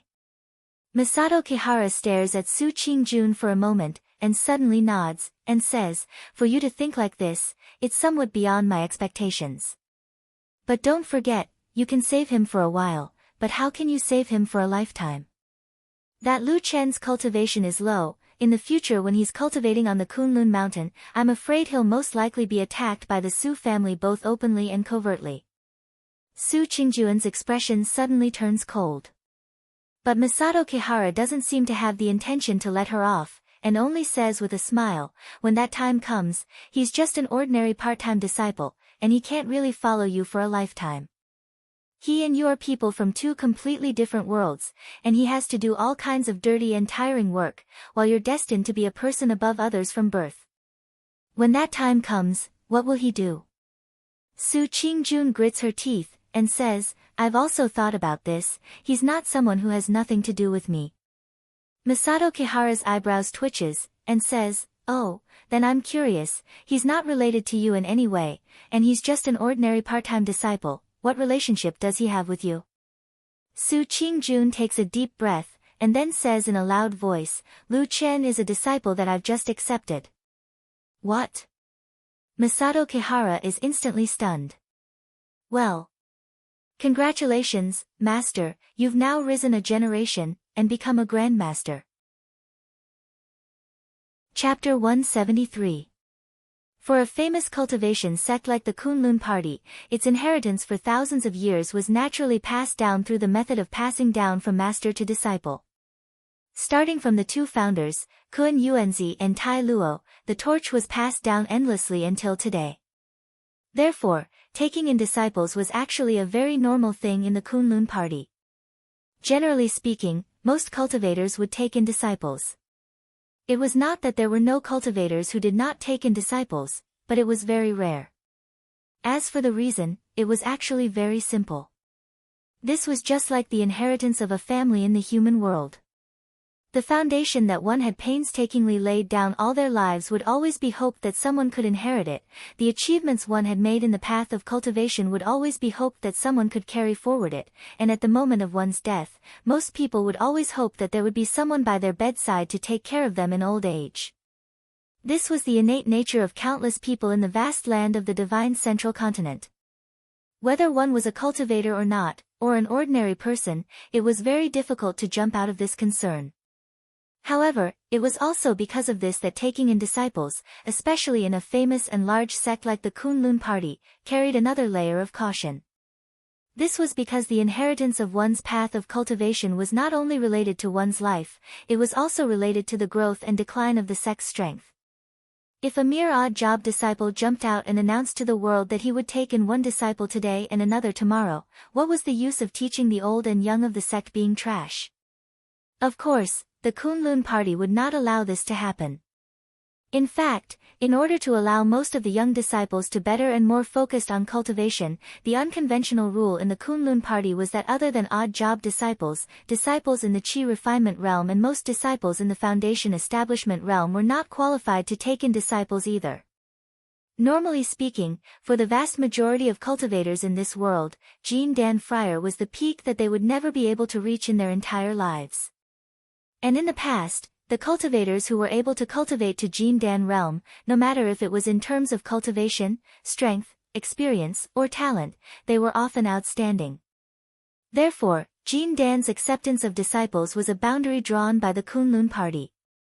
Of course, there were still some areas that were unclear because many cultivators were stuck at the foundation realm for their entire lives. When they grew older and reached the peak of the foundation realm, the Kunlun party would give them a way out and allow them to accept some disciples. In short, in the Kunlun party, Jin Dan Friar had the qualifications to accept disciples. And Su Qingjun was precisely the youngest Jin Dan Friar in the past few thousand years of the Kunlun party, this ancient sect. It was just that her talent was really too high and her current age was really too young.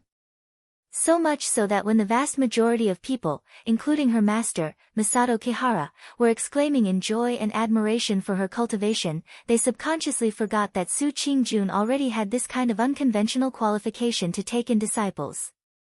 You accept disciples? Masato Kihara looked to be in a daze, as if he had yet to wake up from his disciples' words. Su Qingjun very calmly nodded her head and said, "Yes, master, I think I have this qualification right." Masato Kihara thought for a moment and suddenly realized that his disciple was really right. This discovery made his old face turn black. He paced back and forth a few steps in front of Su Qingjun and murmured, but this is too that. He suddenly raised his head, frowned and looked at Su Qingjun, said, "You yourself are only 22 years old, do you know?" Su Qingjun said, "I know." "Then why do you still accept disciples?" Su Qingjun sternly said, "Among the ancestors of our Kunlun party, which one of them has ever issued a decree saying that the 22 years old Jin Dan friar is not allowed to accept disciples?" "I really don't think so." Masato Kihara touched his head in distress and said, "But there wasn't a genius like you in the past." Su Qingjun snorted and said, "Master, you can't have the meaning of blaming me because of my talent." I won't. Masato Kihara hurriedly denied, but then he frowned in distress and said, "But this doesn't feel too good, June girl." This matter certainly seemed a bit strange. Generally speaking, most of the young people at Su Qingjun's age were still in the qi refining realm, or at most the foundation building realm. Even if there were some young geniuses like her in the whole world, they were often so young that they were completely focused on their cultivation. In their eyes, there was only the higher Yuanying realm and the legendary deity transformation realm. Who would be distracted to accept disciples? Even if they wanted to accept disciples, shouldn't they wait until they were 50 or 60 years old, when most of their potential was exhausted and the upper limit of their future was already in sight? Masato Kihara naturally raised his doubts, hoping to pull this obedient female disciple of his back from the crooked path. Who knew that on this day, Su Qingjun was exceptionally stubborn. She said she wanted to accept disciples and she would accept disciples, refusing to give in at all. Just as the two of them were arguing, and Masato Kihara was beginning to get angry from embarrassment, they heard a sudden loud noise from behind the mountain peak in the distance. Then, several beams of light shot up into the sky, illuminating the heaven and earth. Not long after, they swayed and danced, turning into the image of a dragon and a tiger. They were so dazzling that people couldn't look at them directly. Masato Kihara's expression suddenly changed slightly. She looked at the strange light in the sky for a moment, then said to Su Qingjun, "We'll talk about this later." Then she leaped up and flew toward the place where the strange light was shooting up into the sky. Su Qingjun was also shocked by the strange light. Although the flying goose platform was very far away, she could still feel the waves of abundant and unstoppable spiritual power of heaven and earth, like an invisible whirlpool, crazily surging toward the place where the light was rising. This was the scene that all cultivators in the world yearned for even in their dreams. Someone had broken through the great life and death juncture. Breaking through the great illusion, seeing the great joy, obtaining supreme magic power, understanding the mysteries of the world, seeing through the true meaning of Taoism, ascending to the sky in one step, and becoming a superior person. It was becoming a perfected being. This day was full of ups and downs. It seemed that one thing followed another, and each one was bigger and more important than the last. It was simply too much for the eyes to take in. At first, in Kunwa City, the people of the Su family kidnapped people in the downtown area, attracting onlookers. Then, the scene suddenly changed. The genius girl of the Su family, Jin Dan, came and caused a disturbance in the Su family, causing a sensation in the whole city. Then, what happened next made the things that happened in Kunwa City instantly dim. After 11 years, the light of proving true appeared on the mountain of Kunlun again. The 5,000-year-old Kunlun finally had a great perfected being in the Yuanying realm. Apart from the extremely small number of deity transformation stage perfected beings who were endowed with extraordinary talent and great luck, perfected beings of the Yuanying realm were almost the pinnacle of human cultivators' achievements on the path of cultivation. When one reached the level of the Yuanying realm, one's talent was no longer completely determined by one's innate talent. Opportunities, luck, external forces, and various spiritual materials and resources were almost inexhaustible. Only then could there be hope to create an incomparably powerful perfected being of the Yuanying realm. The great life and death juncture, which made people's expressions change at the mention of its name, was like a thunderclap reverberating in the ears of the cultivation world. It was also the most famous abyss. Many geniuses failed in this place and fell into the yellow spring when they were only one step away from the peak of their life. The significance of a perfected being of the Yuanying realm could never be overestimated. This was also the case for a famous sect like the Kunlun party. Although among the 5 great sects of Zhengxianmeng, deity transformation stage perfected beings were the face, the wind, and the strong guarantee, under normal circumstances, unless it was a matter of life and death for the sect, deity transformation stage perfected beings absolutely wouldn't make a move. Naturally, there were all kinds of connections, restraints, and restrictions. However, perfected beings of the Yuanying realm were the foundation of a great sect. This couldn't be wrong. When the light of confirming reality soared into the sky, not only did the entire Kunlun mountain instantly stir, even the big and small places outside of Kunlun mountain held their breaths. The people in Kunwa city also instantly forgot about the previous liveliness. Each and every one of them gazed at the strange light in the depths of the mountain, which was connected to the sky. The head of the Kunlun party, Idle Month, quickly rushed over from Tiankuan Peak. Before he arrived, there were already 7 or 8 perfected beings standing in the air, looking down at the 3 Zhangtal mountain below. Yes, the light of confirming reality was emitted from that immortal's cave.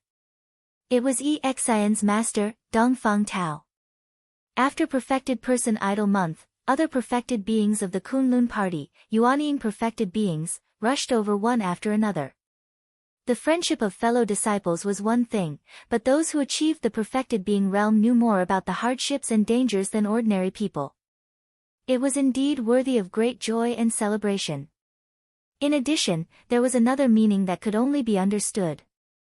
The moment one became a perfected being, the light of confirming reality would soar into the sky and produce all kinds of special illusions, which could somewhat reflect the accomplishments of the perfected being's cultivation technique and the level of his cultivation.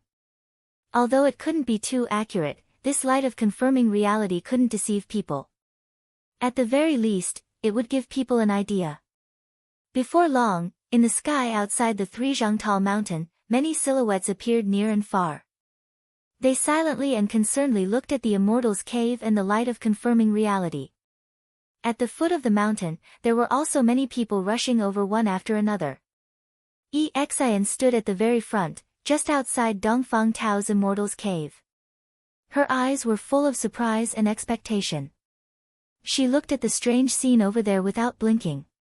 Beside her, Melaleuca japonica had a face full of emotion. Her expression was somewhat complicated as she looked at the immortal's cave. Other than them, there were also many people from the Kunlun party who were attracted over. Of course, among them, there couldn't be people with low cultivation.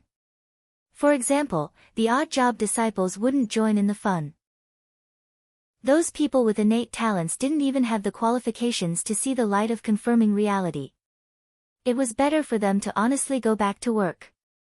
Somewhere in the sky above the 3 Zhangtal mountain, the head of the heavenly soldier hall, Dukanjinren, stood on the clouds with an indifferent expression. Beside him, Heyi's expression was calm, but his expression was slightly complicated as he looked at the strange light that could pierce through the sky and the earth. After a moment, Dukanjinren's voice came from the front. He said, "If you must go and ask him, be careful. Old man Dongfang's temper isn't good." "Yes, disciple understands." Chapter 174. The majestic Kunlun mountains were undulating. Even in broad daylight, there would always be shadows, and there would always be places where the sun could not shine. The martyr's grave was such a place that seemed to be forever hidden in the darkness. When the dazzling spiritual light shone upon the mountains, everyone gasped in admiration. The light came from far and near, but it did not fall on the back of the dark mountain, unable to shine into the shadows. The corpse stood silently in the dark courtyard, looking up at the light in the sky and the faintly discernible dragon and tiger phenomenon. It galloped unhindered, arrogant, and symbolized the greatest power in the world. After a long while, he turned around and walked into the darkness without a sound, like a lonely ghost left behind in the mortal world. The divine light of testimony was a rare cultivation phenomenon. Many cultivators would not be able to see it even once in their lives if it was not for a fortuitous encounter, let alone a regular person. That was why, although Lu Chen was heavily injured, Su Qingjun helped him sit up in the straw hut on Flying Goose Terrace. She leaned against the window sill and looked out at the strange light in the sky. Su Qingjun sat by his side and supported him. For some reason, both she and Lu Chen seemed to be unperturbed despite the fact that their identities, positions, and abilities were worlds apart.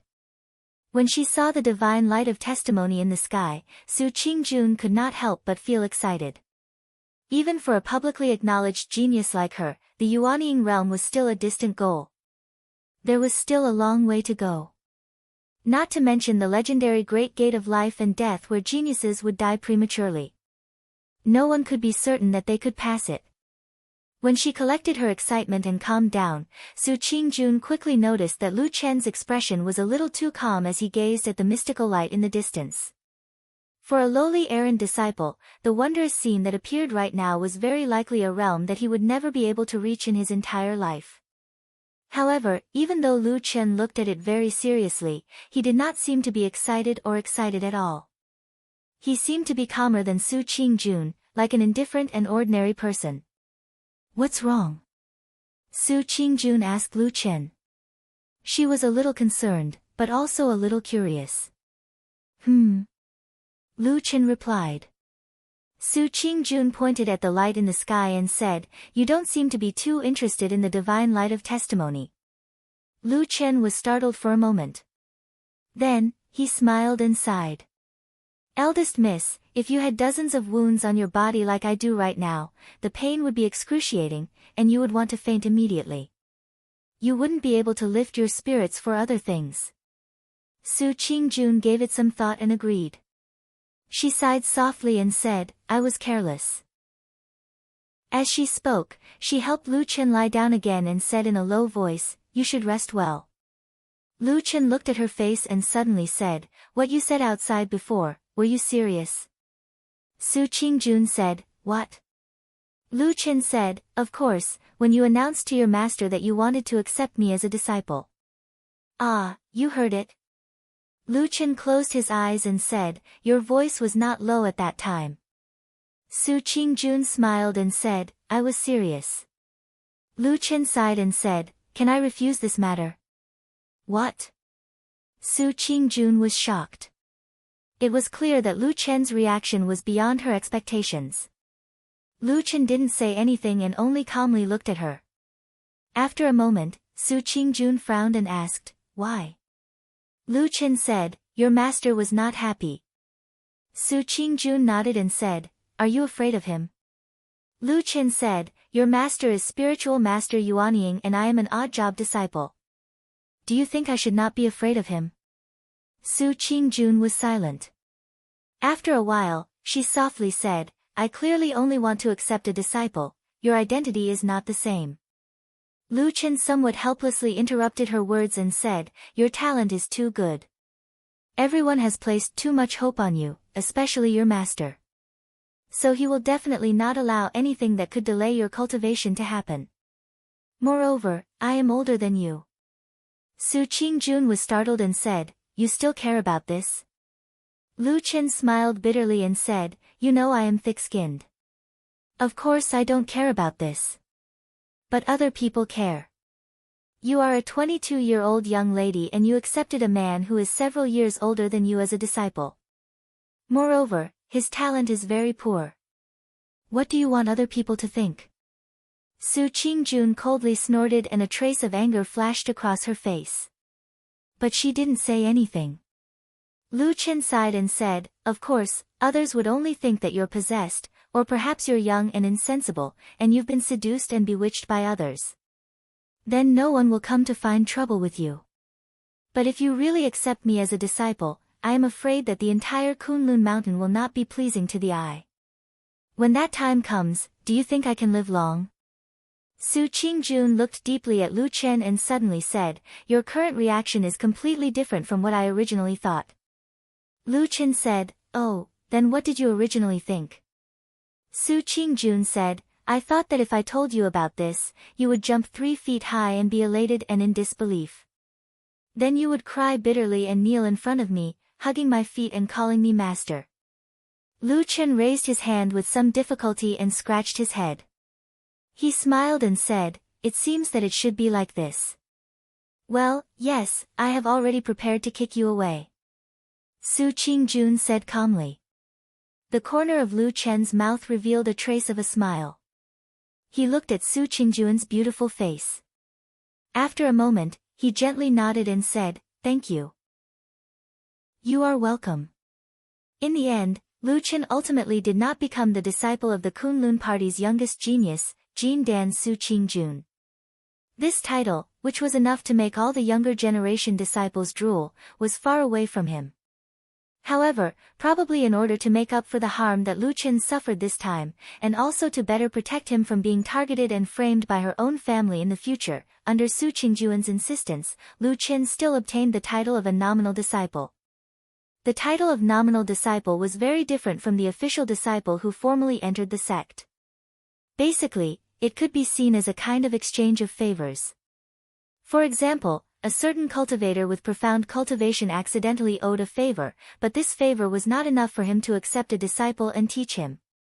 Therefore, there was this kind of compromise method and title. Generally speaking, a nominal disciple could not obtain the master's Dao inheritance.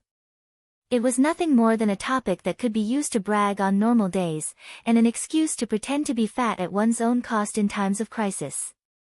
Of course, with this title, others could not recklessly bully him. Otherwise, who would know if that master's mood was good or not? If he angered a great cultivator and came to find trouble, wouldn't he be in big trouble? Therefore, this method was equivalent to Su Qingjun giving Lu Chen a talisman. It was equivalent to indirectly telling the people outside that although this handyman disciple was a waste, he was now a nominal disciple of Su Qingjun. They could not casually bully him anymore, otherwise, she might be angry and not be polite. For the final result, Masato Kihara did not have any objection. He had seen a lot of nominal disciples, and they were not considered real disciples at all. As long as it did not affect Su Qingjun's cultivation and reputation, he was too lazy to care about the trivial matters of the Su family.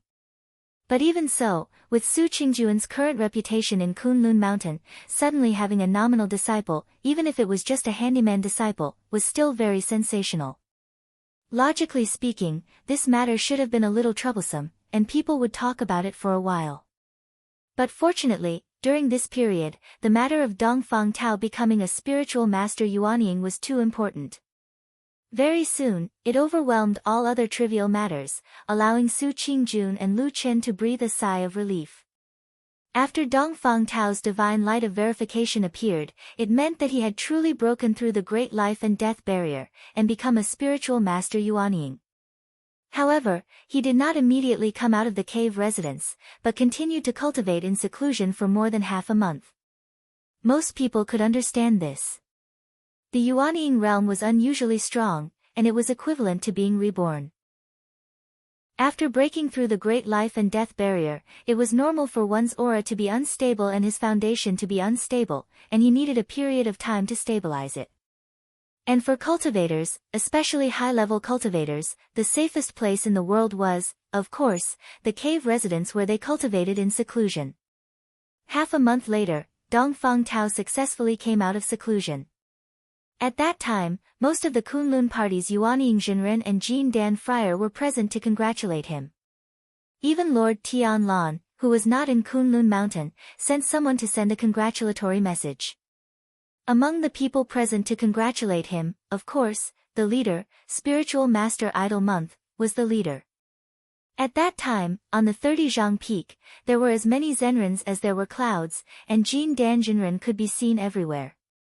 It could be said to be a gathering of prosperity for a moment, and it was also a rare display of high-level cultivators for the Kunlun party.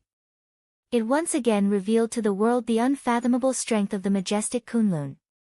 After Dongfang Tao came out of the cave, he was full of energy, and his eyes were shining. He was full of satisfaction, and he laughed 3 times towards the blue sky. Next to him, Xian had already rushed over excitedly, and hugged him with great joy. Dongfang Tao laughed loudly, and then nodded and smiled at Melaleuca japonica beside him. Then, he strode towards where spiritual master Idle Month was. A gift of gratitude was still necessary. If there were no sects, there would not be so many spiritual materials and resources. If there were no sects, there would not be such a stable and peaceful cultivation environment. These words, everyone knew in their hearts. Dongfang Tao quickly approached, and just as he was about to greet, he was suddenly startled. He saw that among the group of Yuanying Jinren in front, spiritual master Idle Month was standing at the forefront, smiling and nodding at him. However, in front of everyone else, there was another person standing next to spiritual master Idle Month. It was a little girl who seemed to be only a little over 10 years old. Her face was calm, like the snowstorm on the winter peak, cold and slightly chilly. Chapter 175. On the day that Dongfang Tao became a perfected person and walked out of his cave residence, most of the important figures in the Kunlun party were present. Although the 2 highest-ranking perfected cultivators in the divine transformation realm did not come in person, they sent someone to send a congratulatory message. Perfected cultivator Tianlan's message was sent by perfected Qian Deng of Baichao Tang. Everyone in the Kunlun party already knew that perfected Qian Deng and perfected cultivator Tianlan had a close relationship, so no one was surprised. On the other hand, Hakushin Jinkuan sent a 10-year-old girl, who was, of course, White Lotus. Under the watchful eyes of everyone, White Lotus stood beside perfected cultivator Idle Month, in front of all the other perfected cultivators. Of course, this was a very meaningful thing, but there was enough reason to tell others about it, because White Lotus was holding the wind speech plate in her arms at that time. Hakushin Jinkuan used this treasure as a medium, which was equivalent to directly congratulating Dongfang Tao, so the meaning was naturally different. However, from that day on, everyone in the Kunlun party finally realized that in his old age, Hakushin Jinkuan regarded this 10-year-old genius girl, who was said to be a once-in-a-thousand-years genius, as his most valued successor. And because of this, there was another person that people had not noticed before, but now privately attracted attention again. It was the other incomparably powerful perfected cultivator in the divine transformation realm in the Kunlun party, who had not had a successor for many years. What on earth was that bald perfected cultivator thinking? How would I know what the damn baldy is thinking? Lu Chen raised his head and drank a mouthful of wine, then complained to old Ma, anyway, what I know is that he is the most unreliable person in the world. Old Ma patted his shoulder and comforted him, you have suffered a lot this time. I understand that you are depressed. Believe me, he is not feeling good either. Lu Chen squinted at him, his face full of doubt and disbelief. What's wrong with you, Baldy? Old Ma said sternly, when he heard about this, especially when he heard that you gritted your teeth and endured it for the sake of the big picture, that you would rather be humiliated and seriously injured than do anything, he flew into a rage and angrily scolded the Su family for being bastards. He asked me to tell you that he will remember everything that happened today. Once he succeeds in the future, you don't even need to say anything. When he comes back, he will first start with the Su family. He will kill those blind trash to vent your anger. T. Lu Chen scolded. You've been talking for a long time, but you still won't budge. What was the use of that? If you have the guts, you can ask Baldy to go to the Su family now. With his ability, destroying the Su family is as easy as crushing a bug. Why would he waste so much time talking? Old Ma suddenly looked embarrassed. He smiled bitterly and said, Immortal is in a different position from us. He has more fetters, so he really can't do whatever he wants. As he said this, his face became serious and he promised Lu Chen again, anyway, don't worry. Immortal has said again and again that this matter is not over.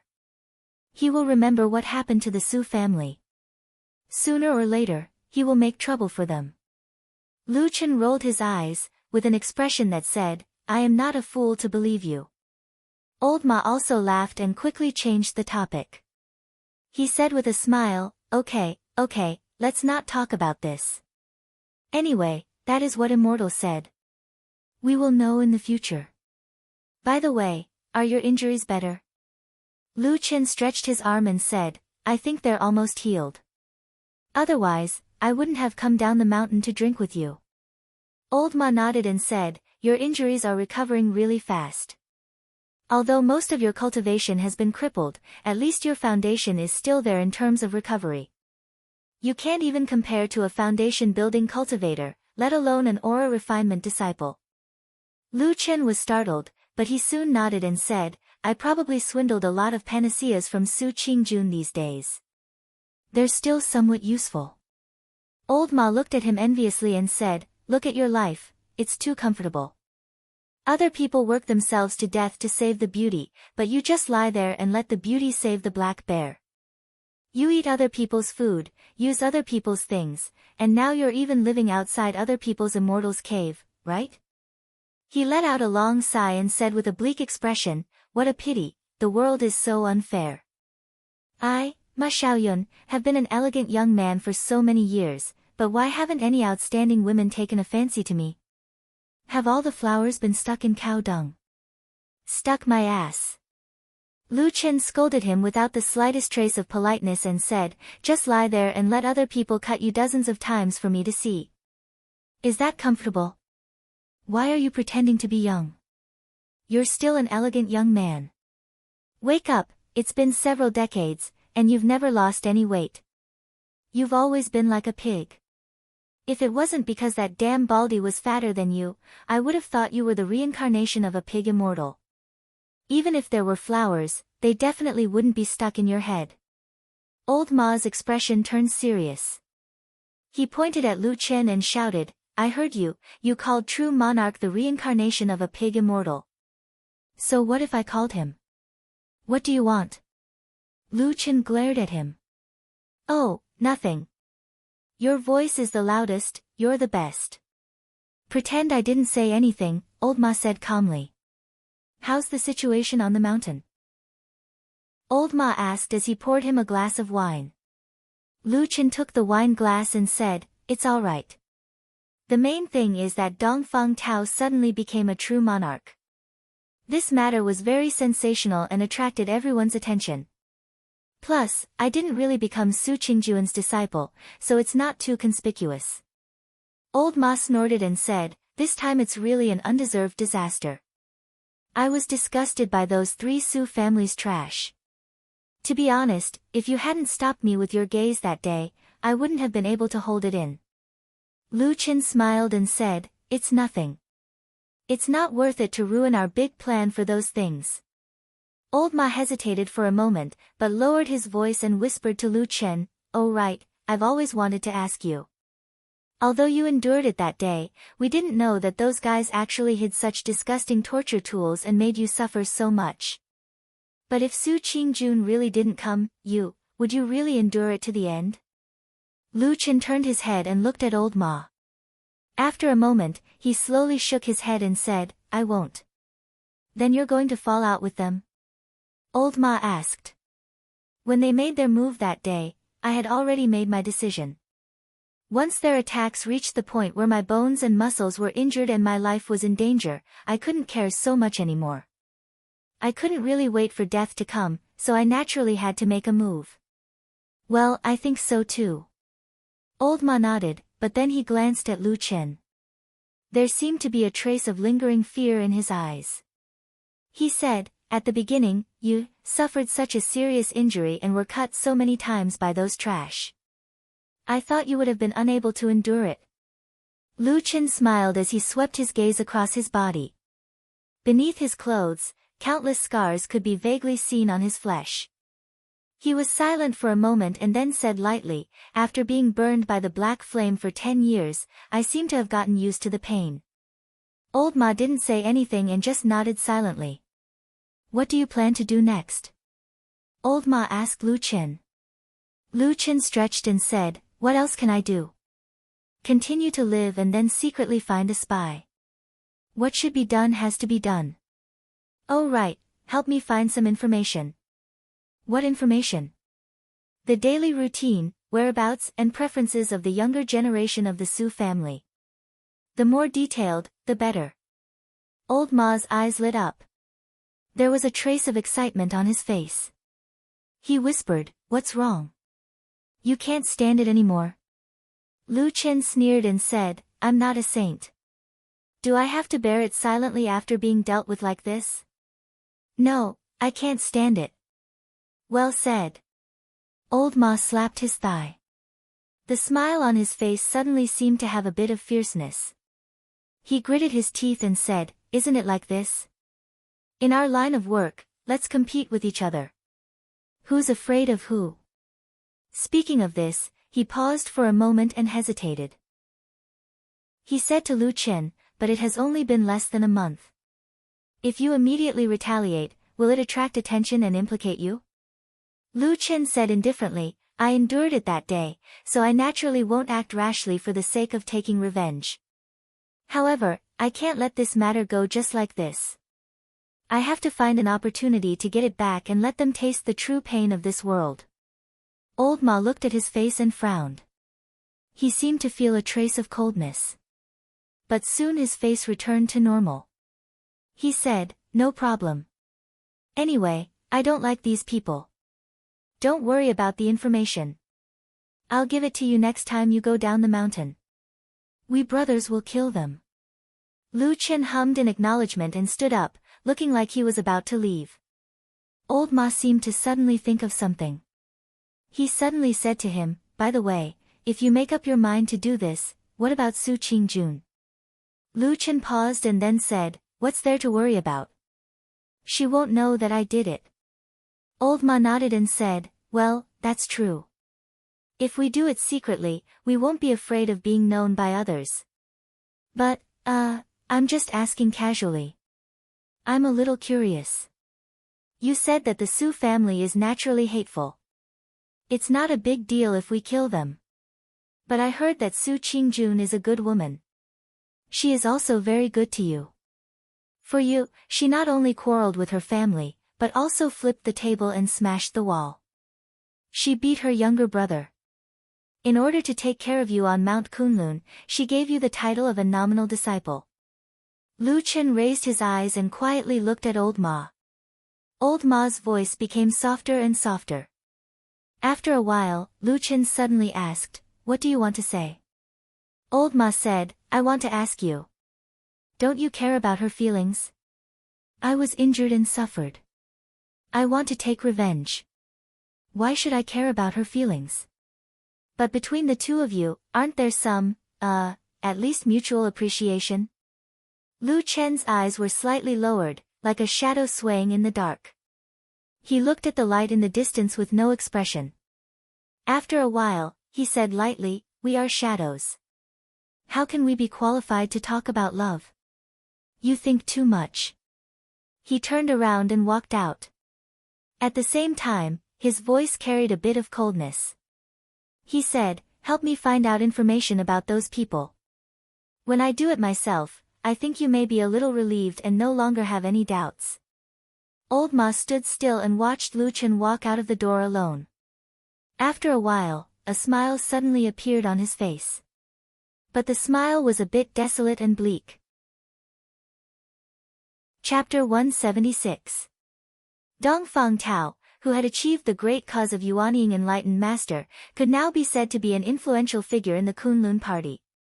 He was an important figure that everyone in the sect paid close attention to.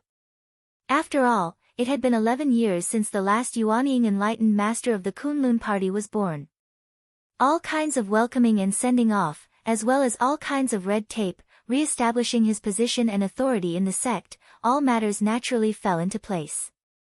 According to the rules of the Kunlun party, as long as one cultivated to the level of Yuanying Enlightened Master, he would be qualified to set foot on the 4 extraordinary peaks in the sky and clouds, the core of the Kunlun party, to cultivate. At the same time, Yuanying Enlightened Master's Immortal's cave in the mountains would also be preserved. After these matters came to an end, Dongfang Tao formally held a ceremony to let Exin enter the sect as his master. She could be regarded as the first personal disciple he had ever accepted. After the news spread, the entire Kunlun mountain was in an uproar, especially among the various aristocratic families in Kunwa City, who reacted even more strongly. Although this news was heard by well-informed people, at that time, Dongfang Tao was at most a veteran Jin Dan friar. Later, when he was injured and went into closed-door meditation for a long time, his reputation became even weaker and almost no one had any scruples about him. But who would have thought that this old man would amaze the world with a single brilliant feat? After going into closed-door meditation for a long time, he unexpectedly produced a Yuanying enlightened master, which really caught people unprepared. Overnight, the prices of the small Yi family in Kunwa City skyrocketed. After all, Exin was now Dongfang Tao's only disciple. If nothing unexpected happened, she would very likely inherit Dongfang Tao's orthodoxy in the future. A powerful Yuanying enlightened master standing behind him was already enough to deter many influential families in this city.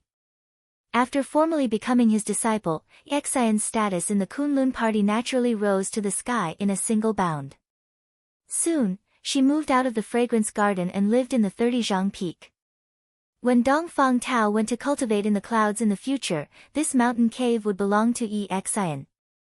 There were still a lot of things to do in the following days. There seemed to be an endless stream of people coming to congratulate him and make friends with him. From cultivation sects to influential clans in Kunwa City, from big shops to cultivation sects and forces of various sizes around the Kunlun party, all of them sent people to greet him and make friends with him. Exin has really broadened her horizons. She only feels that the cultivation world in front of her seems to have opened a wider door. However, during this time, the pair of master and disciple on the 30 feet peak welcomed a special guest. When the young man handed the visiting card to Exin and waited patiently with a smile on his face, Exin had a strange feeling in her heart. On the name card, there were 2 words, He. When Dongfang Tao received the visiting card from Exin, he was also a bit surprised. He had been out of closed-door meditation for a long time, so he naturally knew some things he should know, such as the matter that happened to Exin that caused a sensation in the cultivation sect. Dongfang Tao was naturally unhappy about the fact that his beloved disciple had almost been disgraced and almost disfigured. To be exact, he was furious and furious. However, the main culprit of this matter, He Gang, had already been dealt with and expelled from the Kunlun party. This punishment was very harsh in the cultivation world, so even Dongfang Tao couldn't say anything about it. Although He was He Gang's elder brother, he almost didn't do anything wrong in this matter. On the other hand, He's status was absolutely not something an ordinary disciple, He Gang, could compare to. He himself was a talented disciple who was highly valued by the cultivation sect. At such a young age, he had already cultivated to the peak of the foundation building realm. It was very likely that in the near future, he would become a Jin Dan friar. At that time, he would be able to stand shoulder to shoulder with Su Qingjun, who was currently in the limelight, and become a true genius who had the hope of peaking into the Yuanying realm or even the deity transformation stage. Not to mention, He was not alone. Standing behind him was the powerful Yuanying spiritual master, Du Kong. The Heavenly Soldier Hall was also very powerful in the sect. If it was still the Jin Dan friar, the temperamental and easily angered Dongfang Tao might have gotten angry and directly chased He away. However, after cultivating to the Yuanying spiritual master, he seemed to have suddenly become a bit timid. Thus, he ordered Exin to invite He in to meet him. The atmosphere when they met was a bit awkward. There was no so-called meeting to forget enmity with a smile, and there was no amiable, happy, and polite scene. Dongfang Tao was indeed an old man with a strange temper. Although he suppressed his anger and didn't target He, his pair of bright eyes stared at He from head to toe. This was not a good sign. Fortunately, He didn't seem to care about this. He maintained a calm smile for a long time. Only when Dongfang Tao opened his mouth to ask questions did he answer them one by one. His attitude was always modest and courteous, neither servile nor overbearing. He even maintained an extremely elegant and courteous attitude towards Exian. It was difficult not to have a good impression of such a person. Even Exian was no exception. In the process of meeting Dongfang Tao, he said many things. Among them, there were some messages from his master, Dukanjinren. The main idea was that Dukanjinren would personally come over in a few days to bring Dongfang Tao to the strange peak between the clouds in the sky. He would also tell him about some of the special features of the mountain. This was obviously a favor, and it was a favor that was hard to refuse. With Dongfang Tao's temperament, his expression softened when he looked at He even praised him a few times. Before leaving, He whispered a few words to Dongfang Tao while Exian was packing up the tea set. Dongfang Tao's expression changed slightly, but he didn't reply. When he looked at He again, the expression in his eyes was different. After He left, Dongfang Tao pondered for a long time. When Exian passed by, he called out to her and said, "Exian, do you still remember the matter with He gang?" Exian was startled for a moment. She didn't expect her master to suddenly mention this matter again. She immediately said, "That matter? I can't say I've forgotten it now. When I saw Senior Marshal Brother He just now, I actually felt strange." Dongfang Tao nodded. After a moment of silence, he said to Exian, "If they deliberately harmed you, I will naturally stand up for you. You don't need to be afraid. But since the past is in the past, you don't need to keep it in your heart. You don't need to hold a grudge against He." "Yes, your disciple understands." Exian nodded in agreement. She then glanced at Dongfang Tao and said, "Master, from what you've said, could it be that you have an opinion about this Senior He? It's best if you don't provoke this person." Dongfang Tao said lightly. "You're saying that I can live here in the future?" Lu Chen's expression was a little surprised. Su Qingjun smiled and said, "Yes, the Flying Goose Terrace is quite big. Moreover, I have always wanted to find someone to help me cultivate some precious spiritual herbs. It's a pity that I haven't been able to find someone who I can trust, who has the ability to cultivate, and who is willing to work hard. So now that I've finally caught one, I can't let you run away so easily." Lu Chen clicked his tongue and then said, "Is it really okay for me to live on the Flying Goose Terrace? Won't others gossip?" Su Qingjun said lightly, "Aren't you my disciple in name? Just think of it as me squeezing you dry and making you work for free." The situation she was talking about was not uncommon in the Kunlun sect. Some high-level cultivators would often take in nominal disciples, but they didn't pass on their skills and techniques. Instead, they would just give some spiritual materials and resources or basic techniques as a reward, and then have people specially cultivate important spiritual materials for them. Of course, Lu Chen had also heard about this. However, Su Qingjuan's words were of course a joke. He also laughed, then extended 2 fingers and said, "I can move here, but I have 2 conditions." Su Qingjun was stunned for a moment, then she looked a little annoyed and said, "Hey, do you know how many people in the entire Kunlun party have racked their brains to live here? You just have to be the most troublesome person. How dare you mention conditions to me?" "Yes, what you said is very reasonable." Lu Chen nodded repeatedly and said, "2 conditions, do you want to hear them?" "Humph. Speak." "First, I don't want to live in this straw hut anymore," Lu Chen said. Su Qingjun was stunned for a moment and immediately became vigilant. She said, "Hey, don't push your luck. You want to live in my cave abode? That's absolutely impossible." Lu Chen laughed and said, "What a joke. Do I look like that kind of person? I always feel that you do. You misunderstood." Lu Chen glared at Su Qingjun, then pointed to the forest behind him and said, "I want to live in a wooden hut. I will cut firewood and build a house myself. It will be bigger and stronger, so that it won't be so easily destroyed. Is that okay?" Su Qingjuan's cheeks were slightly red, and she softly muttered, "Narrow-minded, stingy." "Huh? What did you say?" "Oh, nothing." You can build a wooden hut. Later, when I have time, I can also cut down 2 big trees for you. Su Qingjun said seriously. Lu Chen nodded and said, second, I want to raise a dog. What? Su Qingjun was stunned for a moment and almost thought that she had heard it wrong. Lu Chen turned around and whistled loudly. A moment later, a woof woof sound could be heard. A black shadow ran out from the forest and rushed to Lu Chen's side. It was Atu, who was dilly-dallying with him in a very intimate manner. Ah, why is there so many wounds on this dog's body? When Su Qingjun saw the appearance of Atsu, she also gasped. Lu Chen sighed with a sorrowful expression. He said to Su Qingjun, this is an old dog that I've raised for more than 10 years. It's been with me through life and death situations. It's covered in wounds, and it's about to reach the end of its life. I really don't want to be separated from it. Can you do me a favor? Su Qingjun looked at Atsu with sympathy. When she was about to say yes, she suddenly felt a little strange.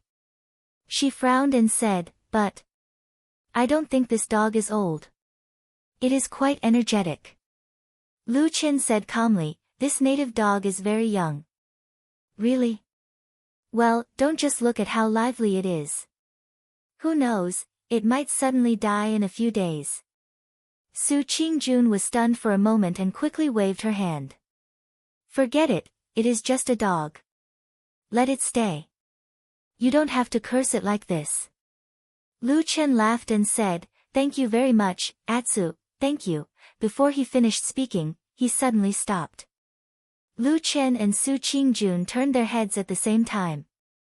They saw that Atsu, who was still circling around Lu Chen, suddenly sneaked to the side of the mountain wall. After sniffing for a while, it lifted its legs and peed under a rock not far from the stone door of the cave residence. Then it ran back leisurely, shaking its head and wagging its tail, looking very happy. Su Qingjun's face darkened. She stared at Lu Chen. Lu Chen had an awkward expression on his face. He laughed dryly and said, you see, this dog is like a human when it is old. It pees a lot, so disgusting. Well. Chapter 177. In any case, Lu Chen and the black dog were now temporarily staying at the Flying Goose platform. Compared to the days when they were working tirelessly as handyman disciples in Baichao Tang, it was much more comfortable. It was comfortable to have Jean Dan Friar looking after them. Since he no longer had to work in the herb garden of the flowing fragrance garden every day, his days suddenly became leisurely. Lu Chen also had more time to do his own things. After his injuries recovered, he began to go to the dense forest behind the Flying Goose platform to cut wood, preparing to build the wooden house he mentioned before. Of course, a wooden house was more comfortable than a straw hut. Moreover, the forest covered a wide area, and there were hundreds of thousands of trees. Naturally, Su Qingjun would not be stingy with these things. Since she was young, she had never seen anyone cut wood to build a house, so during this period, she often stood at the side and watched Lu Chen work curiously. It took 4 to 5 days to build the wooden house. After it was completed, Lu Chen was in a good mood. However, Su Qingjun shook her head at the side, saying that the wood of the house was not bad, but it looked ugly. Since he had the status of a nominal disciple and was temporarily staying on the Flying Goose Terrace, it was impossible for Lu Chen to really do nothing and idle around all day. It would be hard for him to explain himself to the outside world. Therefore, he picked up his old job and cleaned up the spiritual field on the Flying Goose platform. He also expanded the area. Then, Su Qingjun got some spiritual grass and spiritual fruit seeds and planted them in the spiritual field. From then on, Lu Chen officially became Su Qingjun, the hard worker, who was specially squeezed by Jean Dan Friar to farm. This kind of person was very common in the Kunlun party. Generally speaking, even though people who did this kind of work still had the identity of a handyman disciple, there was always someone above them. It would sound very good if people said that they were no longer a handyman disciple of the Kunlun party, but that they were someone under the command of a certain Jean Dan or a certain Jinren. Wouldn't that be a lot more impressive? Moreover, in terms of profit, the returns of the odd job disciples who worked for these high-grade cultivators were much higher than before. As a result, there were many times when everyone was racking their brains for this position. The reason why so many people wanted to participate in the eagle fruit cultivation competition at the Flowing Fragrance Garden was because they hoped that one day, Su Qingjun would take a fancy to them. The best outcome was actually Lu Chen's current situation. After receiving this kind of treatment, Lu Chen was much more free than before. The spiritual fruits and spiritual herbs planted in the spiritual fields were also not as delicate as the eagle fruit tree that he could not easily leave. As for Su Qingjun, she was also quite polite to him and did not really squeeze him for labor. It should be said that his life was still relatively relaxed.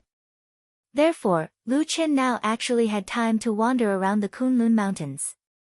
These days, many people in the Kunlun party saw Lu Chen walking around leisurely with the black dog, which attracted the envy of many handyman disciples.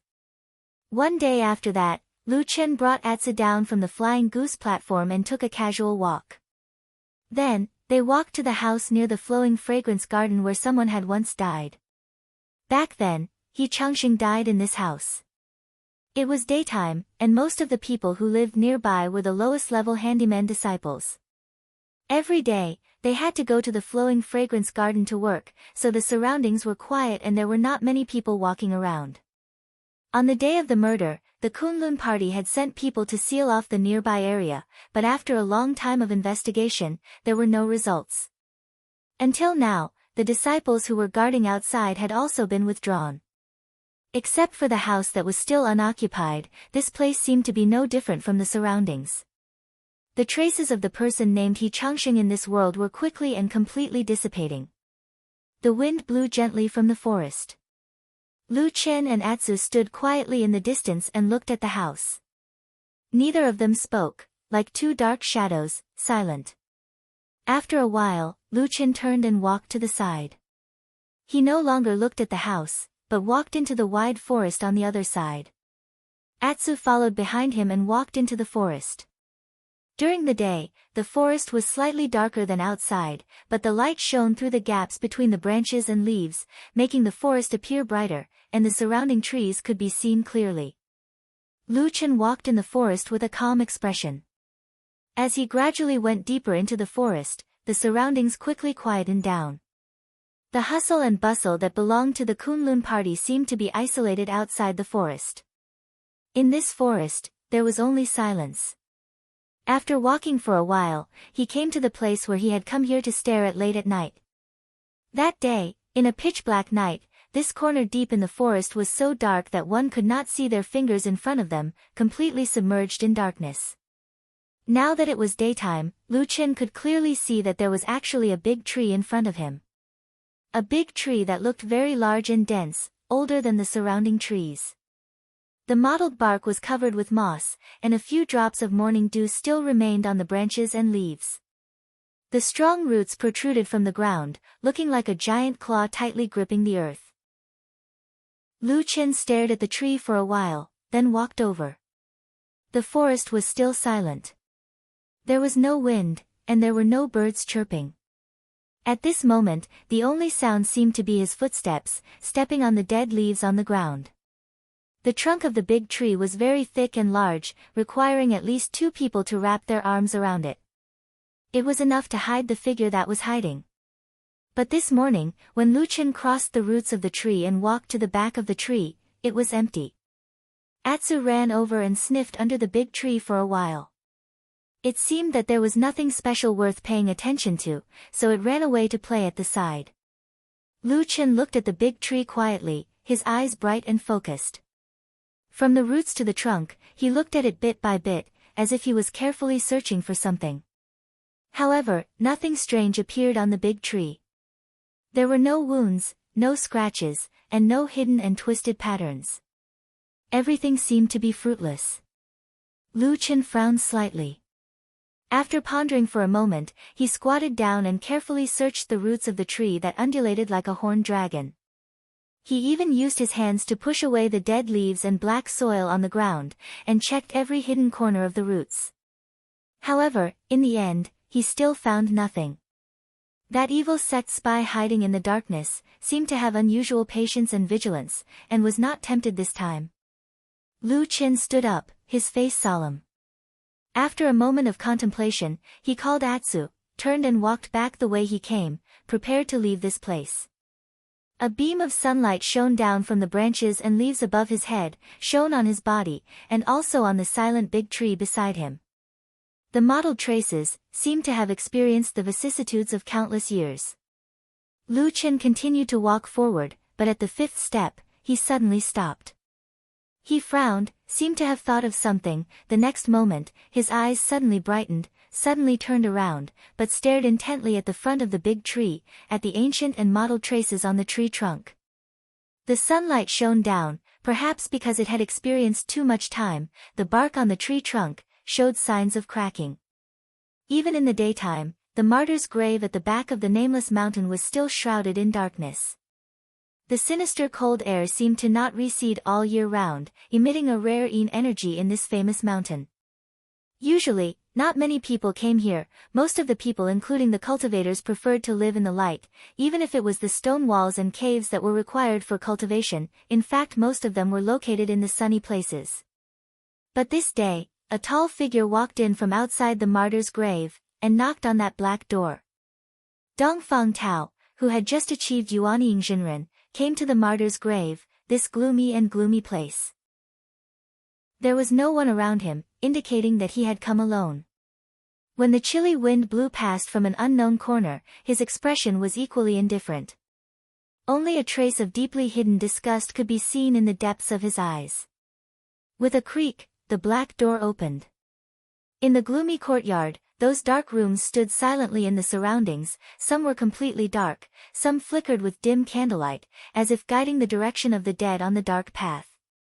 Occasionally, when the wind blew, those little candlelight would actually instantly turn green, like the burning flames in the eyes of an evil spirit. After a moment, it slowly returned to its original appearance. A thin, shriveled figure, whose entire body seemed to be shrouded in darkness, stood alone in the middle of this courtyard. His cold eyes shot out an icy light, coldly looking at Dongfang Tao, who was walking in. Dongfang Tao first looked around, his gaze paused on those dark rooms, and those candlelight for a moment, finally landing on the corpse who was standing there, nodded, and said, "Long time no see." The corpse faintly laughed, and said, "Yes, you are always unwilling to come here to see me. Of course, we have not seen each other for a long time." Dongfang Tao's expression did not change, and he calmly said, "This damned place is eerie, no one would like to come here." The corpse's gaze turned cold, and his voice seemed to raise a few octaves as he said, "But thanks to you, I have already stayed here for 34 years. Dongfang Tao frowned, and said, "Don't talk nonsense, you have sent someone to pass a message to me this time. What is the urgent matter?" After a pause, he suddenly snorted, and said, "Also, in the future, if you want to find someone to pass a message to, don't look for he. I don't like that person." Seeing that the corpse did not immediately answer him, and instead looked Dongfang Tao up and down, he then laughed coldly, and said, "You have become Yuanying Jinren, so you immediately put on airs, huh? Is it that even if I want to find you in the future, I may not be able to summon you?" A trace of impatience flashed across Dongfang Tao's face, and he said, "If you have something to say, then say it, don't bring up old scores, and I will say it again." He stared at the corpse, and his voice also seemed to become a few degrees colder, and said, "Don't talk to me like it's all thanks to me, you have only yourself to blame for this ending of yours, junior brother." Chapter 178. Lu Qin walked in front of the tree and carefully looked at it for a while. Then, he suddenly stretched out his hand and gently stroked the tree trunk. The rough tree bark felt as rough as a rock as it brushed past his palm. The surroundings were still silent, but Lu Chen's eyes became brighter and brighter. His fingers moved slower and slower. After a while, when his fingers drew across a mottled crack, he suddenly stopped. The dry and cracked bark appeared dark brown at his fingertips. Lu Chen raised his eyebrows and gently pressed down on it again. Gradually, a fine crack appeared in the dark bark. With the movement of his fingers, the crack continued to expand until it became a piece of bark the size of a palm. It suddenly shook and then fell from the tree trunk. With a clatter, the piece of bark gently fell to the ground. Lu Chen didn't take a closer look. He just stared at the exposed trunk behind the piece of bark. On the smooth wood, someone had used a sharp blade to carve out a simple but twisted pattern. There was a thick line and several thin lines of different lengths and thicknesses. At first glance, it looked like random graffiti. However, upon closer inspection, one would realize that when these twisted lines were put together, they looked like a tree. A big tree. The corners of Lu Chen's mouth slowly curled into a smile. He stared closely at the incomparably secretive pattern, as if he wanted to commit it to memory. After a while, he flipped his right hand, and a black dagger appeared in his hand. Then, a black light flashed, and with a slash, he directly chopped off the piece of wood with the pattern carved on it. Then, he turned around and called out to Atsu. He quickly walked out of the forest without looking back. When Lu Chen returned to the Fian platform, he saw a pretty figure standing in front of him. At first, Lu Chen thought it was Su Qingjun, but he soon realized that something was wrong. When he took a few steps forward, he found that it was Exian. The black dog let out a happy bark and ran forward. Exian smiled and squatted down, hugged Atsu, and patted it vigorously. Atsu also happily jumped around her. After a while, Lu Chen came up and said with a smile, "Why did you come today?" Exian touched Atsu's head, then stood up and said to Lu Chen with a smile, "It's rare that I have time.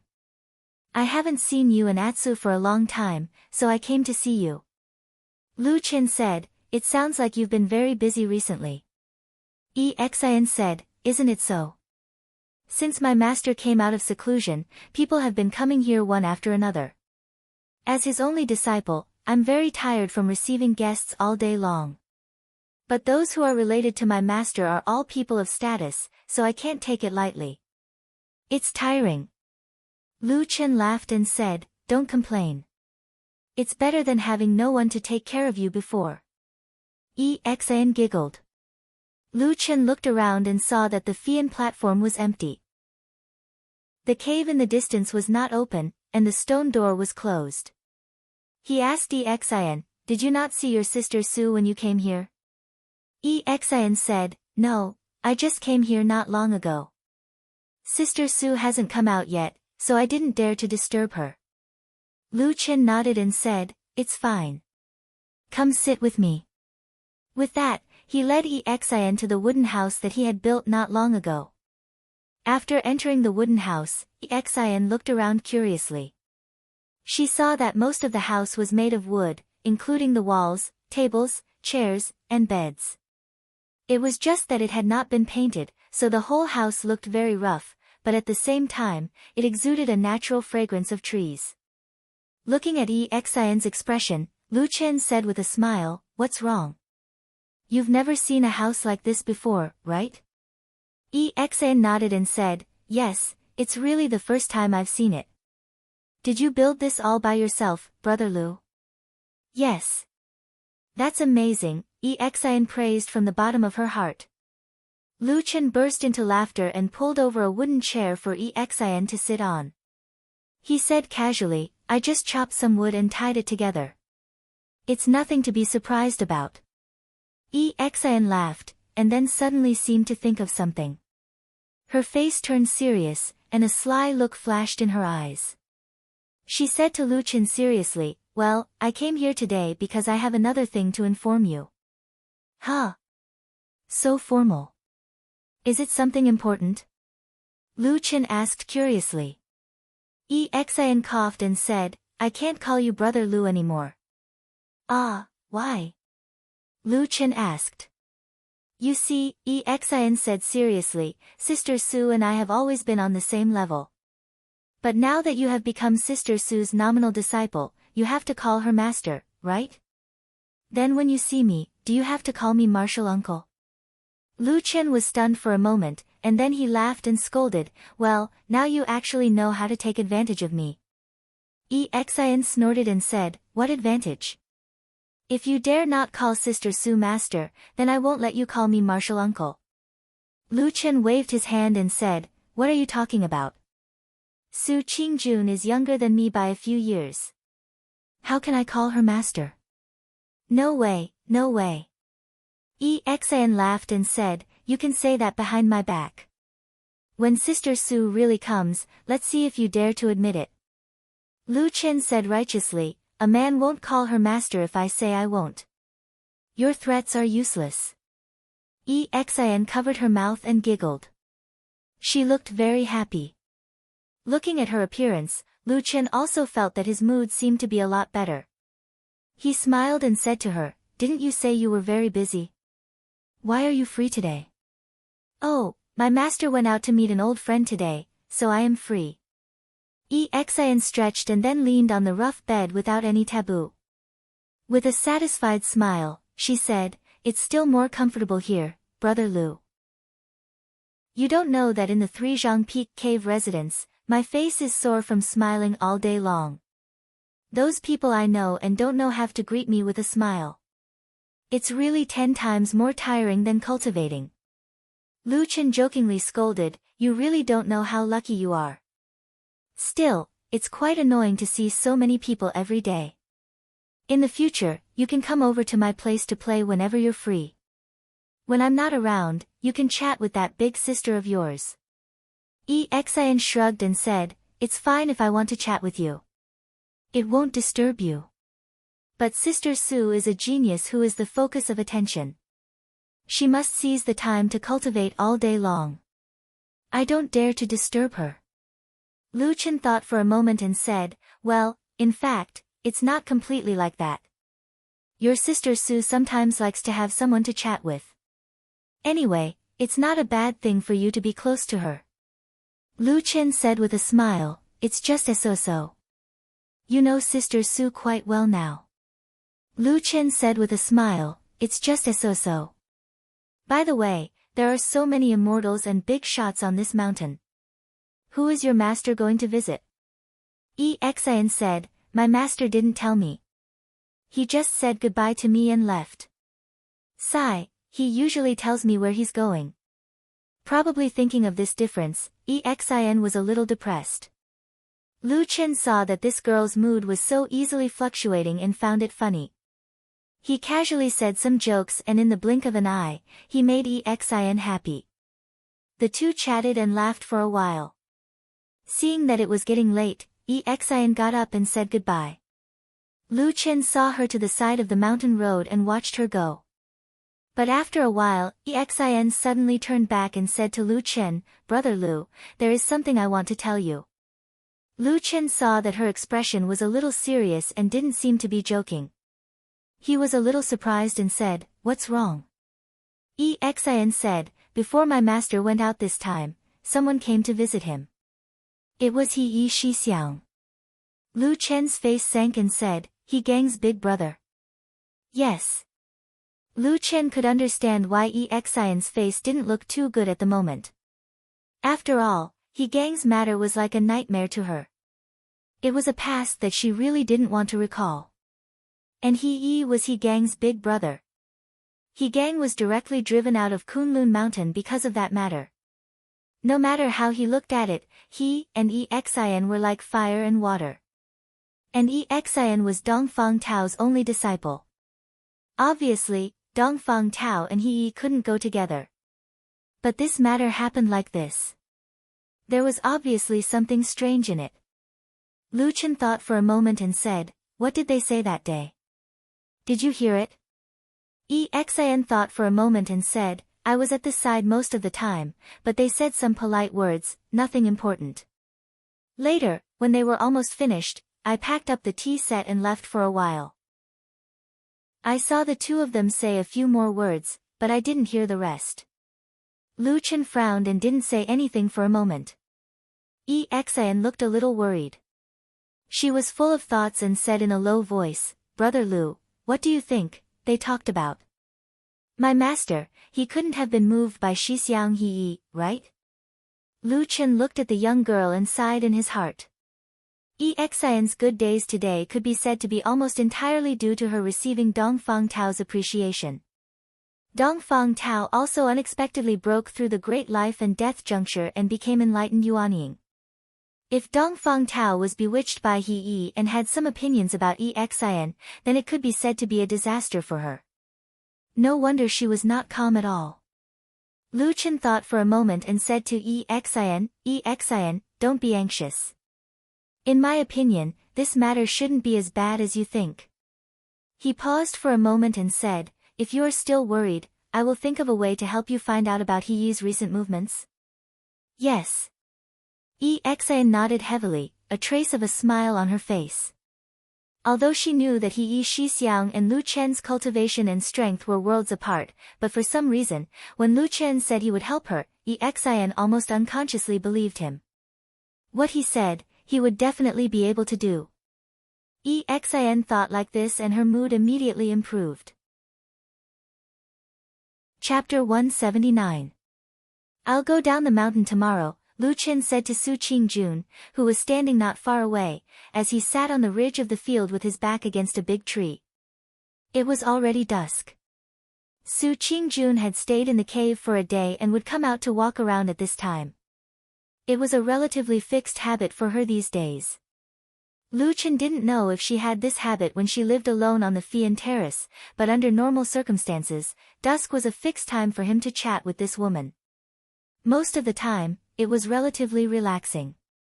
Speaking of which, perhaps it was because she had made a big fuss when she returned to the Su family a while ago, which frightened the family. So these days, the Fian Terrace was unusually quiet. Often, no one came up for a few days. Occasionally, some people came over, but they were some friends of Su Qingjun from the Kunlun party. No one from the Su family came. Su Qingjun didn't have much of a reaction to this, at least in front of Lu Chen. These days, she looked very calm, but no one knew what this woman was thinking in the depths of her heart. Lu Chen wouldn't ask anything. After Su Qingjun made a big fuss in the Su family and returned to the mountain, the two of them quickly stopped talking about this matter. But compared to before, their relationship was undoubtedly much closer. Even Su Qingjun could joke with Lu Chen more casually in private. At this moment, Su Qingjun smiled and asked Lu Chen, what are you going to do? I see that you're very free recently. How about growing more spiritual herbs in the spiritual field? Lu Chen laughed and said, I'm going to go down the mountain for a walk. In addition, I know some small things that you definitely haven't seen before. I'll bring some back for you to broaden your horizons. Huh? Su Qingjun was only joking at first, but her curiosity was piqued after hearing Lu Chen's explanation. She asked, what is it? It sounds very interesting. Lu Chen smiled and said, you'll know when I bring it back. I'll come to see you tomorrow night. Oh, okay. The next morning, Lu Chen got up and went down the mountain with the black dog. Now that he was a nominal disciple of Jin Dan Friar, his identity was different. He was no longer as embarrassed as before. Dogs were valued by their owners. Recently, Atsu could also follow Lu Chen to wander around openly, ignoring the original rule of the Kunlun party that no one could keep a dog casually. The dog raised by the disciple of the genius Jin Dan, how could it be an ordinary dog? On the way down the mountain and into Kunwa City, Lu Chen didn't rush to find old Ma in the secluded alley. Instead, he took Atsu to wander around the street. Along the way, he bought a lot of meat and bones for Atsu. He put them in a bag and carried them all the way to Black Hill Pavilion to feed Atsu. This made Atsu greedy. Along the way, it drooled and stared at the bag in Lu Chen's hand. It couldn't see anything else. Then, Lu Chen wandered around the street for a while and bought a few things before he took Atsu back to Black Hill Pavilion. After entering the house and going to the small courtyard in the back, Lu Chen scattered the meat and bones on the ground in a corner. Atsu immediately roared and rushed over to pounce on the food like a fierce dog, chewing loudly. At the side, old Ma was amused and said with a smile, this guy must have been starving on the mountain. Why is he eating like this? It's like he hasn't eaten anything in 8 lifetimes. Lu Chen chuckled and said, it's living a very comfortable life, so you don't need to worry about it. How about I leave it with you and you take care of it? Old Ma immediately waved his hand and said, forget it. Pretend I didn't say anything. I can't afford to take care of this dog. The two of them sat facing each other. Old Ma looked at him and said, it hasn't been long since you went down the mountain. Why did you come back? Besides, there are many people from the Su family in this city. Aren't you afraid of another accident? Lu Qin smiled and said, the Su family won't dare to court disaster again. It's fine. Old Ma said with a smile, you sound so sure. It seems you have a card up your sleeve. Lu Qin snorted and said, in any case, the Su family is an old aristocratic family that has been entrenched in Kunwa City for many years. There must be a few people in the family who understand the situation. With the current situation, anyone with the slightest bit of knowledge knows that the Su family will rely on Su Qingjun the most in the future. Not everyone is as stupid as those wastes and that Madam Bai. Old Ma nodded and said, you're right. If I were a member of the Su family, the most important thing right now would be to ease the relationship with eldest Miss Su as soon as possible and use their blood relationship to move her. The more we do, the more mistakes we'll make. It'd be best if we didn't do anything. There was some regret on Lu Chen's face. He said, that's right. I originally thought I'd draw out a few more wastes today and see if I could use this opportunity to stir up trouble and sow discord between Su Qingjun and that family. Unfortunately, there really are people with discerning eyes. I wasted my time walking around the streets. Old Ma sneered and said, you're too evil. You want to destroy the Su family from the root. Lu Qin sneered but didn't say anything. Right, there's one more thing. If you have time, can you help me pay attention to He Yi's recent movements and see if there's anything strange? Lu Qin said to Old Ma. He Yi. Old Ma frowned and his eyes seemed to suddenly look a little strange. He looked at Lu Qin and asked, why are you suddenly concerned about this person? Lu Qin didn't hide it and casually repeated what Xin had said to him. In the end, he said, I've always felt that this He Yi is a little strange. Last time, he was clearly forced into seclusion, but after a period of time, he was suddenly released for no reason. It seems that he's been wandering around the Kunlun party recently and seems to be meeting people everywhere. Old Ma's eyes flashed and he didn't say anything. Lu Qin noticed his expression and said, what's wrong? Old Ma looked at him meaningfully and said, you're right. He Yi is indeed strange. Do you remember I told you last time that someone was investigating the matter of the cinnabar? I remember. What did you find? Lu Qin asked. Old Ma laughed coldly and said, the person who was investigating was He Gang. Lu Chen's expression changed slightly and he sat up a little straighter. After thinking for a moment, he suddenly said, but you said before that the person who investigated this matter showed a token of the Kunlun party to some big shops? That's right. Lu Chen's eyes slowly lit up and he said, but He Gang has clearly been chased out of the sect by the Kunlun party. That's right. Old Ma had a faint smile on his face and said, in other words, he shouldn't have this kind of thing.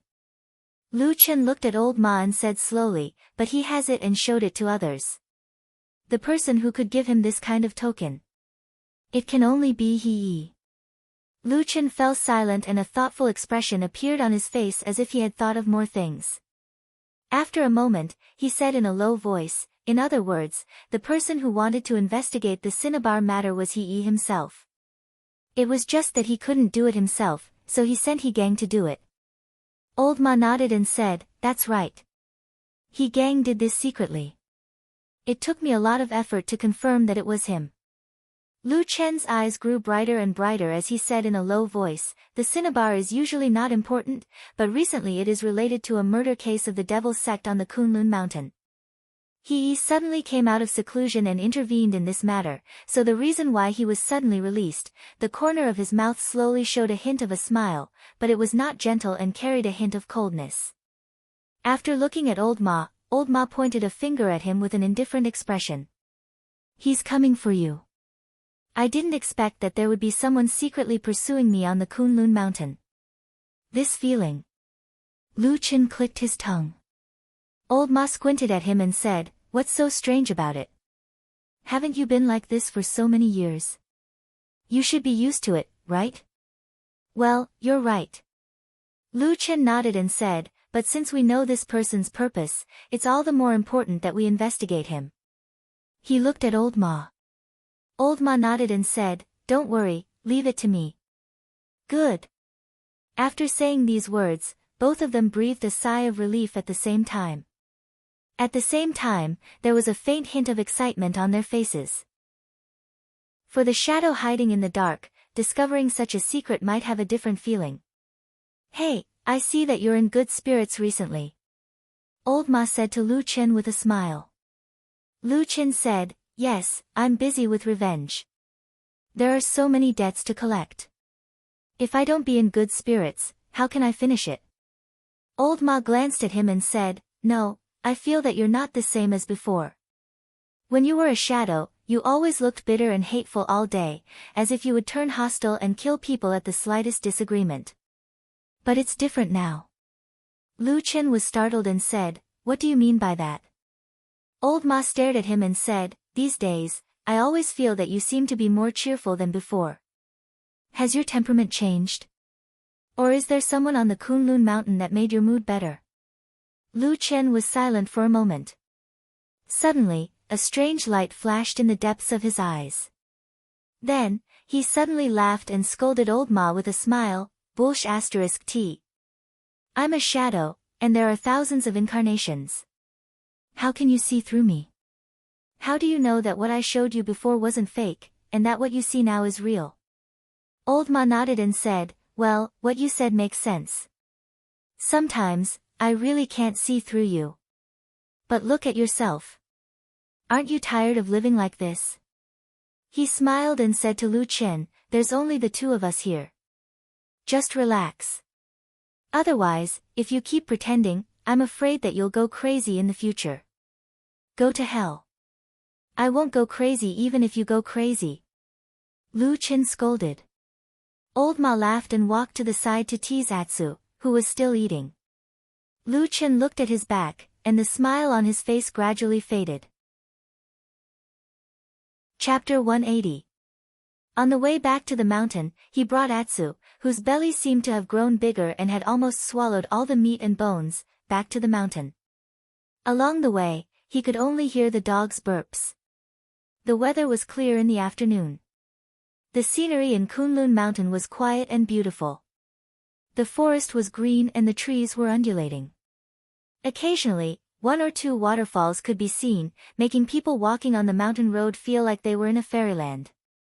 In the blessed land of Spirited Mountain, spirit chi seemed to be everywhere. There were not many people on the mountain road. Because this place was within the mountain gate of Kunlun Mountain, all one could see were Kunlun disciples.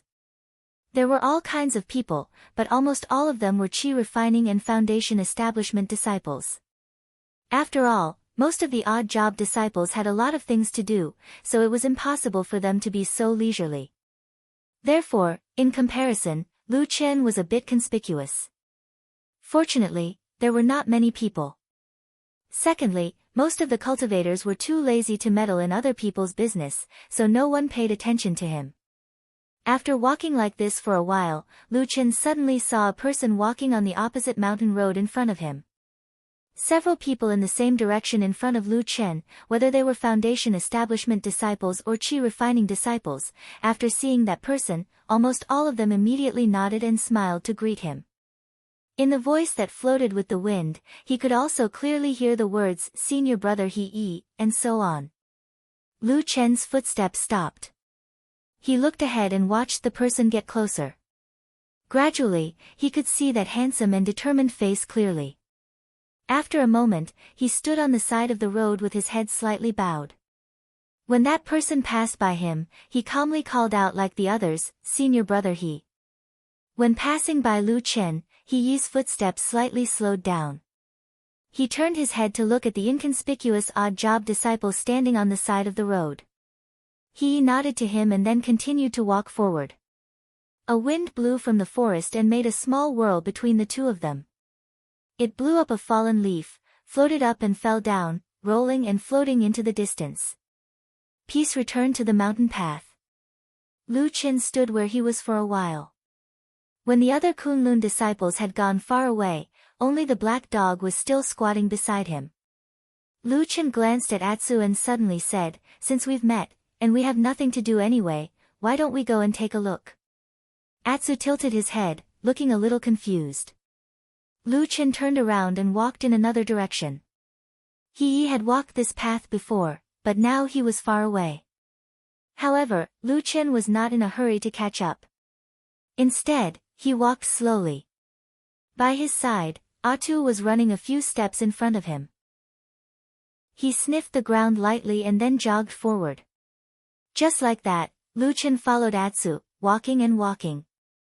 After walking for a long time, looking at the surrounding mountain terrain, Lu Qin suddenly frowned. This was because the mountain path in this direction was getting more and more desolate, and there were no signs of accommodation. As they went deeper, even human footprints became rare. Weeds began to appear on the road, exuding a desolate aura. After walking for a while, with Atsu's unusually sensitive nose leading the way, Lu Qin had walked a long distance on this secluded mountain path.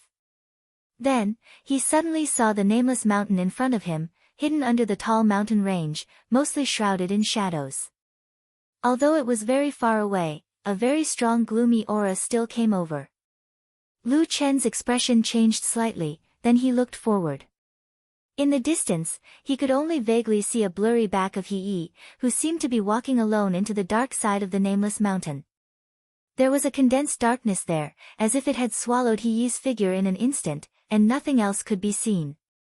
Lu Qin glanced at the mountain terrain on his left and right, and finally, his eyes fell on the nameless mountain. After a while, he muttered to himself, "I didn't expect there to be such a dark place in the mountains of Kunlun, it shouldn't be." He looked a little surprised and a little confused, but he quickly calmed down again, ready to take a step forward. But before he took a step forward, he suddenly thought of something and looked back at Atsu. The black dog was sitting quietly on the ground behind him, and when Lu Qin looked over, it even wagged its tail gently. Lu Qin pondered for a moment, walked over, squatted down, and patted Atsu's head, saying, "There should be some bad things in the field in front, don't go there." It was not clear if Atsu understood him, but it just looked up at Lu Qin, barked twice, and then stuck out its tongue to lick Lu Qin's palm. Lu Qin smiled, and his smile seemed to be the most gentle of the day. He reached out and hugged Atu's head, then patted its head and said in a low voice, "Go and play by yourself. Wait for me here, or when it gets dark, go to the Flying Goose Terrace to sleep. Do you understand?" Atsu barked, then got up and walked to the side of the mountain path, looking back at Lu Qin from time to time. Lu Qin smiled at it, and waited until Atsu ran into the forest next to the mountain and disappeared before he slowly turned around and looked at the darkness behind the mountain again, a silent look on his face again. After a moment, he walked forward quietly until he reached the edge of the darkness, and then, like a drop of water falling into the sea, his figure disappeared into the depths of the darkness without any movement. Atsu ran and played in the forest, breathing the fresh air, jumping up and down, sometimes beating the birds, sometimes digging holes in the ground, playing very freely, and seemed to have forgotten its owner. Unknowingly, it had walked a long way in the forest, and came to a small valley in the forest that was sunken and covered with white granite. Atsu was a dog, and for a long time, it was only interested in food, and didn't care much about other things like stones and trees. It had the same reaction to this white stone valley, and slowly walked past the side of the valley, looking like it was going to continue running forward. But at this moment, a beautiful little girl's face suddenly appeared on the largest white rock in the valley. She looked at Atsu and suddenly smiled, then lay on the largest rock, waved at Atsu, and shouted, "Come here." When Atu turned his head to look, he saw a little girl of about 10 years of age. Although she was young, her temperament was different from others. Now, there was a faint aura of superiority about her. This beautiful girl was, of course, White Lotus. Atu stood where he was, looking a little surprised, but also a little wary. It seemed surprised to see White Lotus in this remote corner, but it didn't seem to lower its guard. However, White Lotus didn't seem to hate this black dog. Instead, she waved at Atsu and said with a smile, "Stupid dog, why don't you come over?" Atsu hesitated for a moment, but still slowly walked over. As Atsu approached, the smile on White Lotus's face was first shocked, then slowly disappeared, and her face became a little gloomy. She saw the wounds on Atsu's body, as well as the missing eye and half of its tail. Everything seemed to tell her that something terrible had happened to this dog.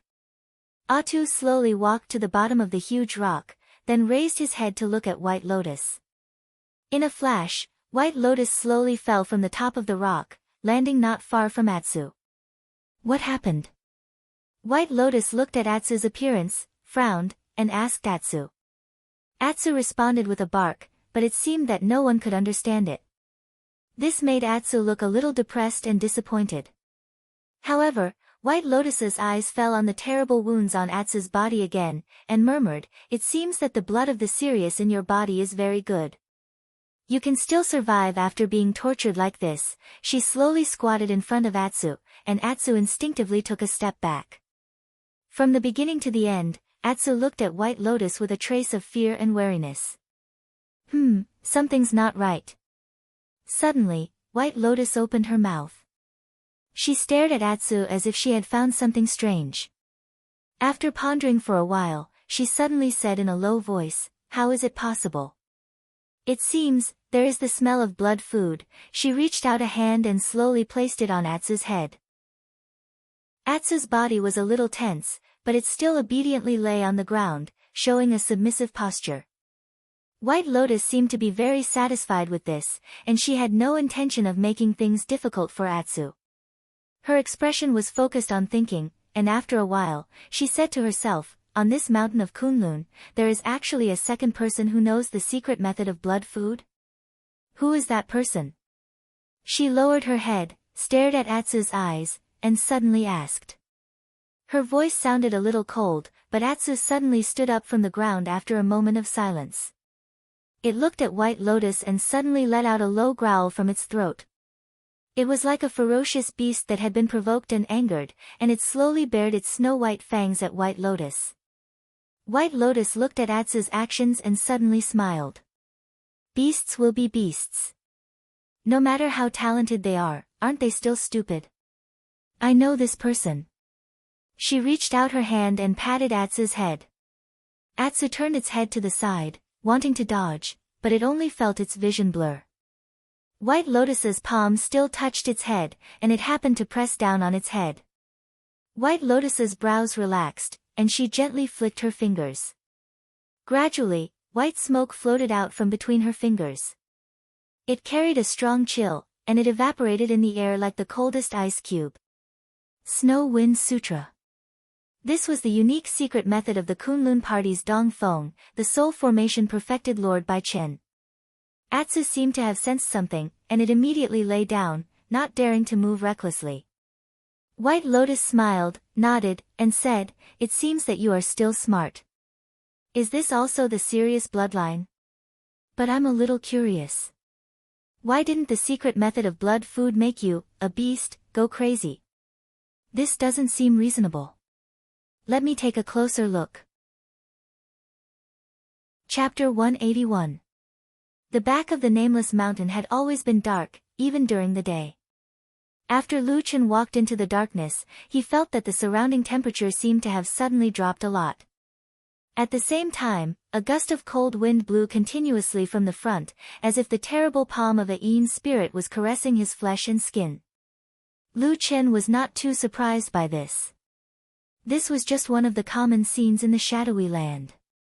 For ordinary people, it was terrifying. For ordinary cultivators, perhaps it was a little troublesome because it was rare, but for him, it was already a common sight. He seemed to have a natural ability to blend into the darkness.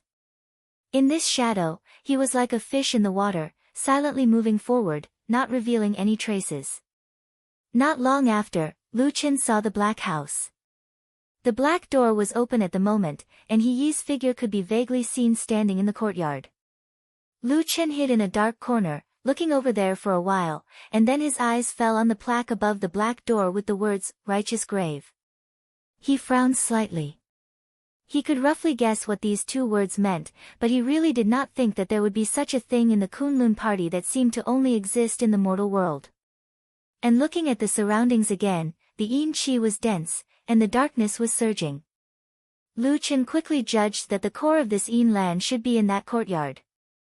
Righteous Grave, as the name suggested, should be a place where the dead would come. Ordinary people would not come here at all. Even for a shadow like Lu Chen who used to walk in the dark, he would not easily set foot in this kind of place. No one liked this place, or rather, as long as it was a living creature, it would not like this kind of dense Yin Qi place. Therefore, since ancient times, the Yin land was one of the dangerous places. Then there was only one question left: what was he doing here? If there were no other accidents, Lu Chen would probably have thought of an answer in his heart. He stood in a dark corner and quietly looked at the black courtyard. He thought to himself, so He Changsheng's body was placed here after he died? Just as he was deep in thought, a cold aura suddenly floated out from the courtyard, like a venomous snake hiding in the darkness suddenly spitting out its tongue, like a sleeping evil spirit suddenly opening its eyes. A skinny figure walked out from the darkness, silently appearing behind He, standing in front of the black door. A bone-chilling wind suddenly blew. His cold gaze swept through the darkness. He looked at the shadowy corner. The cold wind swept over, blowing up a few withered leaves. In the darkness, there seemed to be a storm and undercurrent surging. However, after a while, only a few withered leaves fluttered in the sky and then slowly floated down. There was nothing in that dark corner. Other than darkness, it was as if nothing had ever existed. The zombie's cold gaze swept over the place. When he saw the empty and lonely darkness, a trace of extreme astonishment seemed to flash across the depth of his eyes. At this moment, a figure walked over and stood not far behind him. It was He. He too glanced outside but did not see anything. Hence, he frowned and asked the zombie, "Senior, what's wrong?" The zombie did not answer him. After a moment of silence, he suddenly asked, "Did you come to see me alone?" He nodded and said, "Yes." The zombie grunted and didn't say anything else. He turned around and walked back into the dark courtyard. The black gate behind him moved on its own without any wind and slowly closed up, hiding all the darkness and secrets behind it once again. The darkness outside the courtyard was as quiet as the deep sea. After an unknown period of time, in another dark corner not far from the corner, a slight tremor suddenly came from the ground. Then, as if the darkness was disintegrating, a figure slowly emerged from the darkness. It was Lu Chen. At the moment, his face looked a little cold. When he looked at the courtyard again, his gaze was completely different from before. Atsu was lying on the ground, looking at White Lotus beside him with a vigilant gaze. The little girl, who had an otherworldly beauty, was showing a faint smile at the moment. Her fair, jade-like fingers were softly brushing over the black fur on Atsu's back. Specks of tiny, translucent, crystal-like white shards floated up and dispersed on her fingertips, forming a sharp contrast with Atsu's shiny black fur. Under the white and cold radiance, faint wisps of aura lightly touched Atsu's skin. Some bounced back and some seeped in. Gradually, the smile on White Lotus's face vanished. In its place was a doubtful expression as if she had discovered something extremely strange that she did not expect. After a while, she stopped brushing her fingers, and the snow-like powder also disappeared. Atsu raised its head and glanced at her. Seeing that White Lotus did not seem to have any other strange expression, it inched forward a little and then crept up quietly. White Lotus saw all of Atsu's movements, but for some reason, she did not stop it. In her bright and clear eyes, the figure of the black dog was reflected, but her gaze seemed to be looking further away. No, this is not the blood-feeding secret technique. Blood-feeding secret technique is so overbearing. Once the technique is cast, even if the body doesn't explode and die, it will at least end up in a frenzy. How could it still be like you? White Lotus stared at Atsu, as if she had seen something unbelievable. She murmured, "But in this dog's body, there are clearly traces of blood feeding. What is going on?" Could it be that in this world, there is another kind of technique that has the same origin as blood feeding, but is stronger than the blood feeding secret technique? If this is the case, then the hundreds of thousands of lives that the southern barbarians have lost for thousands of years are just a big joke. White Lotus suddenly stood up. For some reason, her beautiful face was flushed with excitement as she stared at Atsu. Atsu was inexplicably afraid and took a step back. Lu Qin. White Lotus chuckled softly. Her voice sounded a little erratic. She said, interesting, interesting. Lu Qin, who are you? Lu Qin rushed back to Flying Goose Terrace before dusk. Atsu was delayed for a while. After he came out of the dark grave, he whistled for a while, and Atsu ran back from the forest. On the way back, Atsu didn't seem to be in a very good mood, but other than that, there seemed to be nothing unusual. There was no pain or injury. Lu Qin was also thinking about the strange figure in the dark grave, so he didn't pay too much attention to Atsu. However, when walking on the mountain road of Flying Goose Terrace, both Lu Qin and Atsu seemed to have adjusted their emotions after walking for a while. Atsu began to run back and forth happily. Lu Qin also saw from afar a figure leisurely walking on Flying Goose Terrace in the light of the approaching dusk. For some reason, when he saw the quiet figure of the woman, Lu Qin felt a lot better. He smiled and waved at Su Qingjun from afar, calling out to her. When Su Qingjun heard his voice, she looked back and smiled. When dusk arrived, the golden sunlight spread over the vast sea of white clouds, dyeing the clouds as far as the eye could see a beautiful golden color. The black dog ran happily on the Flying Goose platform. The two of them stood on the flat ground by the cliff, their shadows forming a long shadow. You're back. Su Qingjun said to Lu Qin, you really went for a whole day. Lu Qin smiled and said, yes. The journey back and forth wasn't short. Plus, I went to many places in the city to buy a lot of things, so it was a little delayed. But at least I made it back in time. Su Qingjun glanced at the bag in his hand, and her eyes showed some curiosity. She said, what is it? Why are you being so secretive? Lu Qin chuckled and beckoned Su Qingjun to sit down beside a few rocks. He then took out something wrapped in paper from the bag he carried with him and handed it to her.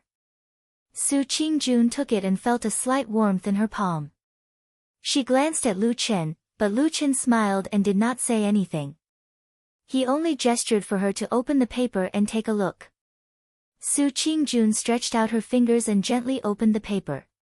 After lifting the 2 layers of thin paper, she saw what was inside. It was a small black ball, and at the same time, it gave off a strange smell of meat. A hint of surprise appeared on her face. She looked at Lu Qin and asked, what is this? Roasted loach.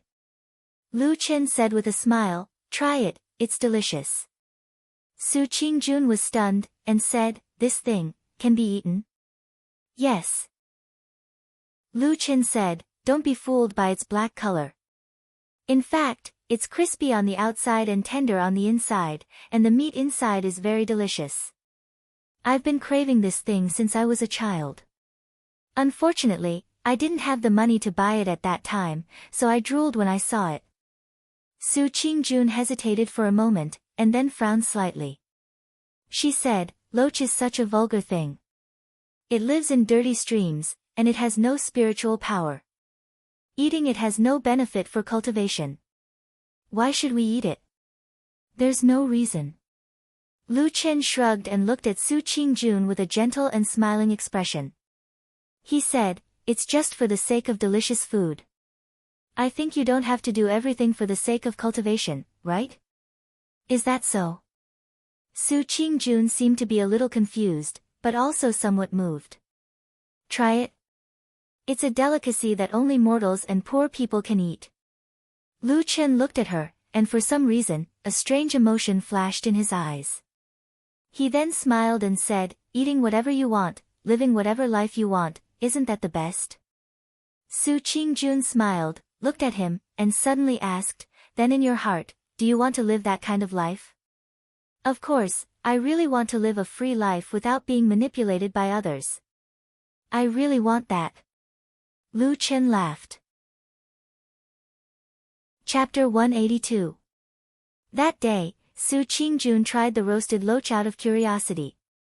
Unfortunately, she didn't get to taste the mouth-watering, lingering delicacy that Lu Chen mentioned. After frowning a few times, Su Qingjun put down these ugly and seemingly ordinary things. It doesn't seem to be to my liking. I don't think it's that delicious, Su Qingjun said to Lu Chen, feeling a bit embarrassed. Lu Chen looked at her and smiled.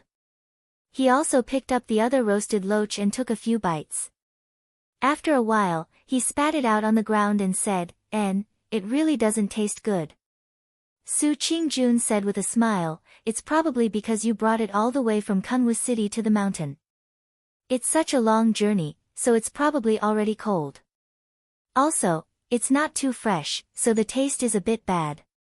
Next time we have a chance, we should find some freshly made roasted loach. Maybe it'll taste better." Lu Chen shook his head and said, "It has nothing to do with that. I remember when I was a kid, I occasionally ate this thing. Even if it was overnight, I still ate it until my mouth watered. This roasted loach didn't change, it was me who changed." On the edge of the cliff on Flying Goose Terrace, there was a moment of silence. The two of them didn't say anything. In the distance, the black dog's snorts could be heard. It seemed like it had run into the forest and caught something, so it was happily playing around. After a while, Su Qingjun smiled and said to Lu Chen, "In fact, isn't this a good thing? You've become a better person. It can't be that you want to go back to the bitter days you had when you were a kid, right?" Lu Chen smiled and nodded. "You're right. I've become a better person." He put away the snacks and said to Su Qingjun with a smile, "I wanted to let you eat something you've never eaten before to broaden your horizons and tease you. In the end, I messed it up. I'm so embarrassed. I've made a fool of myself in front of you." Su Qingjun hurriedly said, No. In fact, I'm also very happy because I've never eaten or even seen these things before." She seemed to be lost in thought as she spoke. Late at night, the Flying Goose Terrace was silent. Su Qingjun had already returned to her cave. At this moment, she looked at the stone wall and saw only a patch of moonlight shining on the smooth stone, reflecting the cold radiance. The wooden house where Lu Chen lived was on the other side of Flying Goose Terrace, and it was closer to the edge of the cliff. At this moment, the moonlight fell on the wooden house and shone through the open window.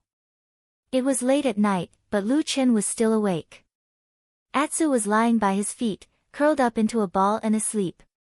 Ever since it was seriously injured, whenever Atsu slept, as long as Lu Chen was by his side, it would definitely snuggle up to him. Lu Chen tried to chase it off the bed a few times, but Atsu would cling to him tenaciously every time. In the end, Lu Chen let it be. The night was bleak and the moonlight was cold. He put his hand behind his head as a pillow. His eyes were bright as he stared at the moonlight outside the window. He always seemed to be like this. In the dark night, as long as he didn't sleep, he would be abnormally awake. The bright moon hung high in the night sky and was reflected in the depths of his eyes. It was like the shadow of the moon floating in the dark sea, faintly changing with a strange luster. Lu Chen looked at the bright moon. At this moment, the shape of the moon was no longer that of a full moon.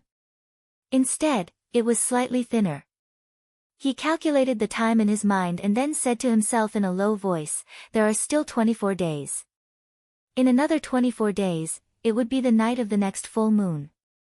That day, in that mysterious forest, he found the mysterious pattern hidden under the bark of the tree, which revealed a code mark that only a few people in this world could understand. Meeting on the night of the full moon. That was the most simple meaning of it. It was an invitation from the depths of the darkness. Lu Chen understood it and received it. He didn't know whether it was good or bad, and he didn't know whether it was good or bad. All he could do was wait. Moreover, he didn't even tell old Ma about this matter. What would happen on the night of the next full moon? He silently looked at the moon. After a while, he suddenly got up and closed the window. On this day, He went down the mountain and went straight to Kunwa city to find the place where Gang lived. The two brothers chatted in the room for a while. Gang told his big brother about his harvest from the search for Zhu Sha. In the end, he said with a bit of shame, "Big brother, I'm really useless. I spent so much time and effort, but I still didn't find any suspicious people." He didn't look angry. He shook his head and said, "You don't need to think too much. This is all normal. The devil cult of the three realms has been opposing our righteous path's famous sects for many years and has been hunted down and annihilated countless times. If it wasn't for some dirty tricks, I'm afraid they would have been eliminated by our righteous path's seniors long ago. It doesn't matter if you can't find them." Gang carefully looked at him and said, "Big brother, from what you said, could it be that you have some harvest in other places? I'm just afraid that if this drags on for too long, your master and sect head will become a bit impatient." He said, "It doesn't matter. You don't need to worry about this. In fact, I've already told them about this matter. The devil cult's spy who can do such a big thing this time must have an extremely high position in the devil cult, and his cultivation must also not be low. Therefore, it can be imagined that he's hiding very deeply. It's very difficult to find him in a short time." Regarding this, the two masters both nodded. Moreover, on the surface, they also pretended to gradually forget about this matter, but in fact, they might be secretly trying to lure that scoundrel out again. "It'd be great if we could really catch that scoundrel," Gang said hatefully. He smiled and said, "Don't worry. The Kunlun party has several thousand years of history. It won't let these scoundrels act so easily. Sooner or later, we'll catch them. At that time, I'll help you plead with the two masters. In consideration of this contribution, maybe they can let you return to the Kunlun party." Gang's body trembled. His ugly face revealed a pleasantly surprised expression. He suddenly stood up and said, "Really? Big brother, is this true?" He sighed and said, "You're my only younger brother. Why would I lie to you?" Gang was overjoyed. He nodded repeatedly. For a moment, he seemed to be so excited that he couldn't speak. It was easy to imagine how important the Kunlun party was in his heart. Ever since he was a child, ever since he was sensible, he followed his big brother into the Kunlun party. In his heart, Kunlun Mountain was his home. Apart from this, there was no other place. It was precisely because of this that when he was kicked out of the Kunlun party after that accident, Gang was completely disheartened and almost died numbly. Fortunately, in this world, he still had a big brother who loved him the most, He. Soon after, He chatted with Gang for a while and repeatedly warned him to be careful in Kunwa city. At least, before this important event, he shouldn't stir up any more trouble. Gang naturally agreed one by one. Soon after, he told He about what he had seen and heard in Kunwa city during this period of time. The most important part was the scene where the Su clan's matter changed. From what he said, Gang was very contemptuous of Su Qingjun.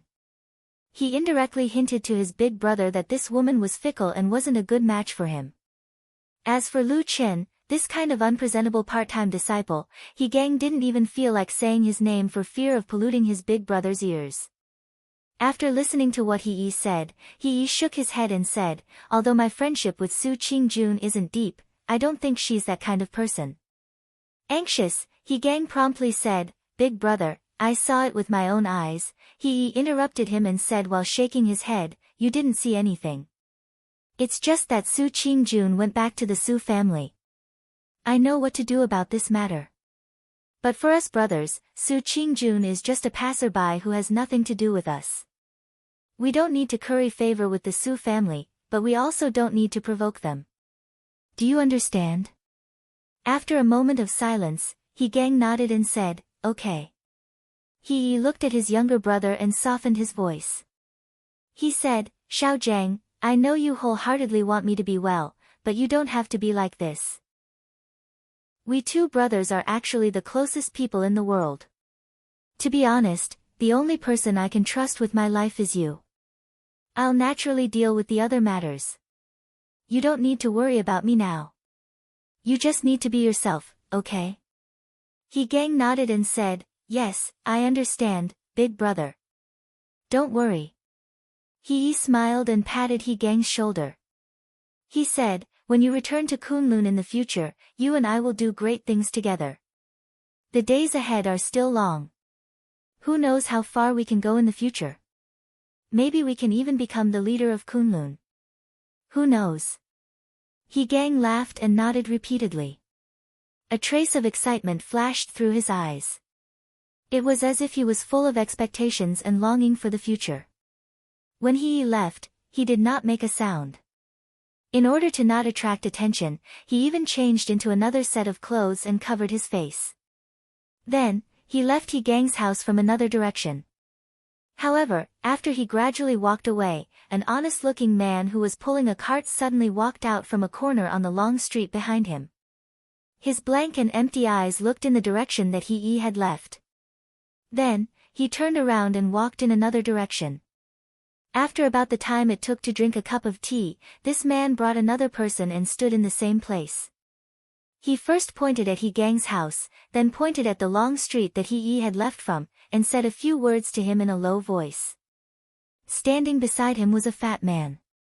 The fat man was Old Ma. Old Ma looked at the bustling street with people coming and going. He gently waved his hand. Then, the unremarkable man who was pulling the cart beside him retreated. In the blink of an eye, he disappeared into the sea of people like a drop of water. Old Ma pursed his lips. He turned his head. His gaze seemed to be a little cold as he looked at the house. After a moment, he suddenly smiled again. His smile was cold. Chapter 183. The stars moved, the moon set, and the sun rose.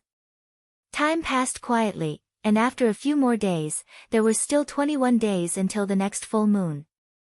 That morning, when Lu Chen opened the door and walked out of the wooden house, he saw a figure that he had not expected at all standing outside the house. He could not help but be surprised, and said, "Why are you here?" On the flat ground of the Flying Goose platform, White Lotus was standing there, looking at the beautiful scenery around her, and said, "I did not expect this Flying Goose platform to have such scenery, it is really enviable. When will I be able to have such a cave abode?" Lu Chen snorted, walked over and stretched, then said, "Stop pretending, the strange peak you are on now is the real paradise, the immortal's secret realm. In the entire Kunlun party, only Yuanying Jinren has the right to set foot there. Would you care about a mere Flying Goose platform like this?" White Lotus smiled, and suddenly saw a black dog's head poking out from behind Lu Chen sneakily to look in their direction. White Lotus immediately laughed, and waved to Atsu, as if she was very happy, and said, "Atsu, come here." Atsu looked at White Lotus, and without a word, shrank back, and hid in the room with its tail between its legs, without the slightest hesitation. White Lotus was stunned, and looked a little awkward on the spot. After a moment, she slowly put down her hand, then laughed dryly, and said to Lu Chen, "This black dog does not seem to like me very much." Lu Chen also laughed, and said, "Although Atsu is stupid, sometimes it will have a flash of inspiration." White Lotus stared at him, and said, "Are you mocking me?" Lu Chen did not intend to answer her, and only shrugged, then said, "Miss Bai, with your current status, I am afraid it is not appropriate for you to come to the Flying Goose platform so rashly, right?" Bai Lian said indifferently, "What's wrong with that? I don't think it's a big deal. Besides, although this is Su Qingjuan's residence, as long as I don't enter her residence, I can walk around the Flying Goose Terrace as I please. There's no way the Kunlun sect will forbid me from doing so." Of course, such a ban was impossible. The Flying Goose platform was beautiful, but it was really not a restricted area. It was just that most people in the sect respected Su Qingjun, so naturally they would not come here, so the Flying Goose platform became Su Qingjuan's private place. Of course, Lu Chen wouldn't argue with Bai Lian over this, so he simply waved his hand and said, "All right, don't waste your breath on me. Since you've come to the Soaring Goose Terrace, you must be looking for Su Qingjun, right? I will help you to call her." As he spoke, Lu Chen turned around, but a look of amusement flashed across his face. He thought to himself that it was still early. Once Su Qingjun was woken up, she would not be in a good mood. At that time, there might be a good show to watch. Unexpectedly, White Lotus stopped Lu Chen, and said, "No need to go, I am not here to look for her, I am here to look for you." Lu Chen stopped in his tracks, and after a soft sigh, he turned around and looked at White Lotus. White Lotus looked at him with a smile that was not a smile, and there seemed to be some slyness in her expression. Lu Chen shook his head, and walked over. At the same time, he softened his voice, and said with a bitter smile, "I say, didn't we agree before that well water does not interfere with the river, water does not interfere with the well, water does not interfere with the river water? You are now a noble disciple of a true monarch, and you also have a 5-pillar bone that is rarely seen in 1,000 years. With such a noble identity, the entire Kunlun party has to coax and flatter you. You suddenly came to find a useless odd-job disciple like me, what do you want me to do? If someone knows something, I am afraid that there will be countless people coming to investigate me tomorrow." White Lotus laughed, and said, "Why, are you very afraid of being investigated?" Lu Chen asked in reply, "Then are you afraid?" White Lotus did not speak. After a while, Lu Chen said, "So, it is better for us not to have any contact. You live your good life, and I will drag out my life to be my odd-job disciple. Isn't that good for both of us?" White Lotus looked at him, and said, "Originally, I also thought so. I have never been bothered to care about your matters. But there is one thing that I must ask you clearly." Lu Chen frowned, and said, "What is it?" White Lotus stared at his eyes, and said, "Do you know the blood-feeding technique that is passed down among the shamans of the southern barbarian tribes?" Lu Chen was startled, and then his eyebrows relaxed. It seemed that he had thought of many things in an instant, and also figured out the reason for White Lotus's sudden visit today. But on the surface, he still shook his head, and then replied with abnormal firmness, "I don't know." White Lotus pointed to the wooden house, and said, "But I feel the traces of the blood-feeding technique from that dog." Lu Chen almost did not have the slightest hesitation, and directly said, "You are wrong." White Lotus looked at Lu Chen for a long time, and after a while, suddenly smiled, and said, "I feel that you are becoming more and more interesting. It seems that you are hiding more secrets than me." Lu Chen's eyes flashed, and said with a smile, "If that is the case, how about we make a deal? What do you say?" White Lotus' face that seemed to be innocent and flawless, at this moment, looked like the smartest and cunning fox in the world. Lu Chen said, "Secrets for secrets. You tell me a secret, and I will tell you a secret. This way, everyone will be comfortable, how about it?" White Lotus thought for a while, and said, "I don't feel too good. You look honest and sincere, but in fact, you are full of evil tricks. I don't trust you." Lu Chen sneered, and said, "Hey, I am not familiar with you, so don't randomly accuse me." White Lotus smiled, and said, "Others can't see it, but how can I not know? In the past, you lied to that Exian girl, and now you are going to lie to this Su Qingjun, right?" Lu Chen laughed, and said, "Your ability to accuse others is not bad. Could it be a powerful method that Hakushin Jinkun taught you?" White Lotus pointed at Lu Chen's chest, and said with a smile, "You know in your heart that what I said is true. Otherwise, do you dare to swear that you have never lied to those 2 girls?" After a pause, she said thoughtfully, and said, "You are so treacherous. I feel that it is too dangerous to do business with you. I can't do it." Lu Chen laughed heartily, but his eyes looked a little cold. White Lotus came just like that, and after chatting with Lu Chen for a while, she left. Just as she said, she had no interest in Su Qingjun. It was just that the seemingly young girl, even after she left, still made Lu Chen frown and ponder for a long time. To be honest, he had seen many people in Kunlun, but the one who gave him the greatest pressure was not those powerful Jinren, but this little girl who was hiding in the shadows. On her body, there seemed to be countless secrets, hidden in the darkness. Could it be that White Lotus was an evil sect spy? Lu Chen looked at White Lotus's receding figure, suddenly thought of this question, and then gave himself a fright. Recalling all the information that he knew about White Lotus, he thought about it and still felt that this little girl might be rebellious, might have a lot of secrets, but at such a young age, she was already shouldering a heavy responsibility. To enter a prestigious sect like Kunlun Party as a spy, she could not make any big mistakes. This kind of thing did not seem to be something that a little girl could do, even if White Lotus looked young and mature, even if her talent was so outstanding. If it was possible, Lu Chen did not want to pay attention to White Lotus at all. He was just an ordinary odd-job disciple, and there was a world of difference between him and White Lotus. On the contrary, if the news that White Lotus was paying attention to him spread, it was equivalent to the entire Kunlun Party starting to pay attention to him. This kind of situation, for a shadow, was simply a situation of absolute death. But if she was not a spy of the devil cult, how could Bai Lian's secret be explained? How could a little girl be able to display the secret sorcery of the southern barbarians? She was just a little girl. Everything seemed to be getting more and more confusing. After discovering that White Lotus had come to Flying Goose platform, Atsu had been obediently staying in the wooden house and had no intention of going out. It seemed that they were particularly afraid of the little girl. It was only after White Lotus had left that Atsu seemed to suddenly breathe a sigh of relief, and its whole body relaxed. Lu Chen walked back to the wooden house and looked at Atsu. His eyes flickered slightly, as if he was lost in thought.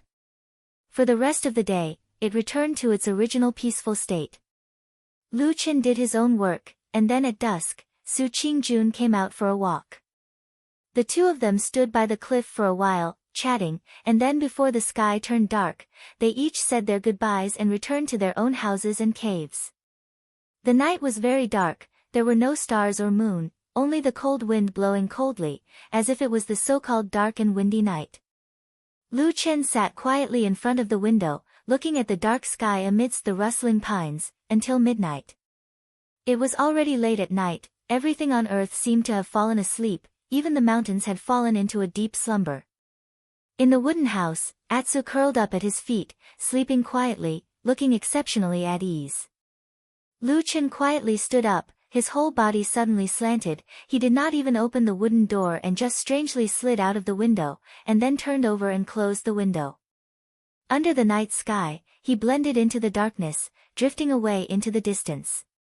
That mysterious evil sect spy had left a mysterious symbol on the big tree in that forest, although Lu Chen could understand it and guessed that it meant to meet on the night of the next full moon, but before that, he would not let go of other suspicious clues. Perhaps that symbol was just a trap with ulterior motives. Lu Chen, in his many years as a shadow, had long learned the instinct to not trust anyone. So when there were other suspicious points, he would not easily let it go. For example, that dark and mysterious righteous grave. Chapter 184. Before that day, Lu Chen had never known about this strange and mysterious place in Kunlun Mountain. Sometimes, when he thought about it, he felt that the martyr's grave really was a very strange place. In a famous sect like the Kunlun Party, this kind of secular thing should not exist, but it did, and it seemed to have a very long history. In the past, Lu Chen had never heard a word or two about the martyr's grave from anyone. It seemed that everyone had ignored this place, just like the dusky shadow that always shrouded the area around the martyr's grave. The martyr's grave had always been out of people's sight. People did not know about it, but it had always existed. In fact, there were many similar things in the world. There were many people and things that we had never seen or heard of, so we thought that it was impossible. Even if we accidentally discovered something, we would certainly use our own imagination to speculate what that thing looked like. Of course, Lu Chen would not be like this.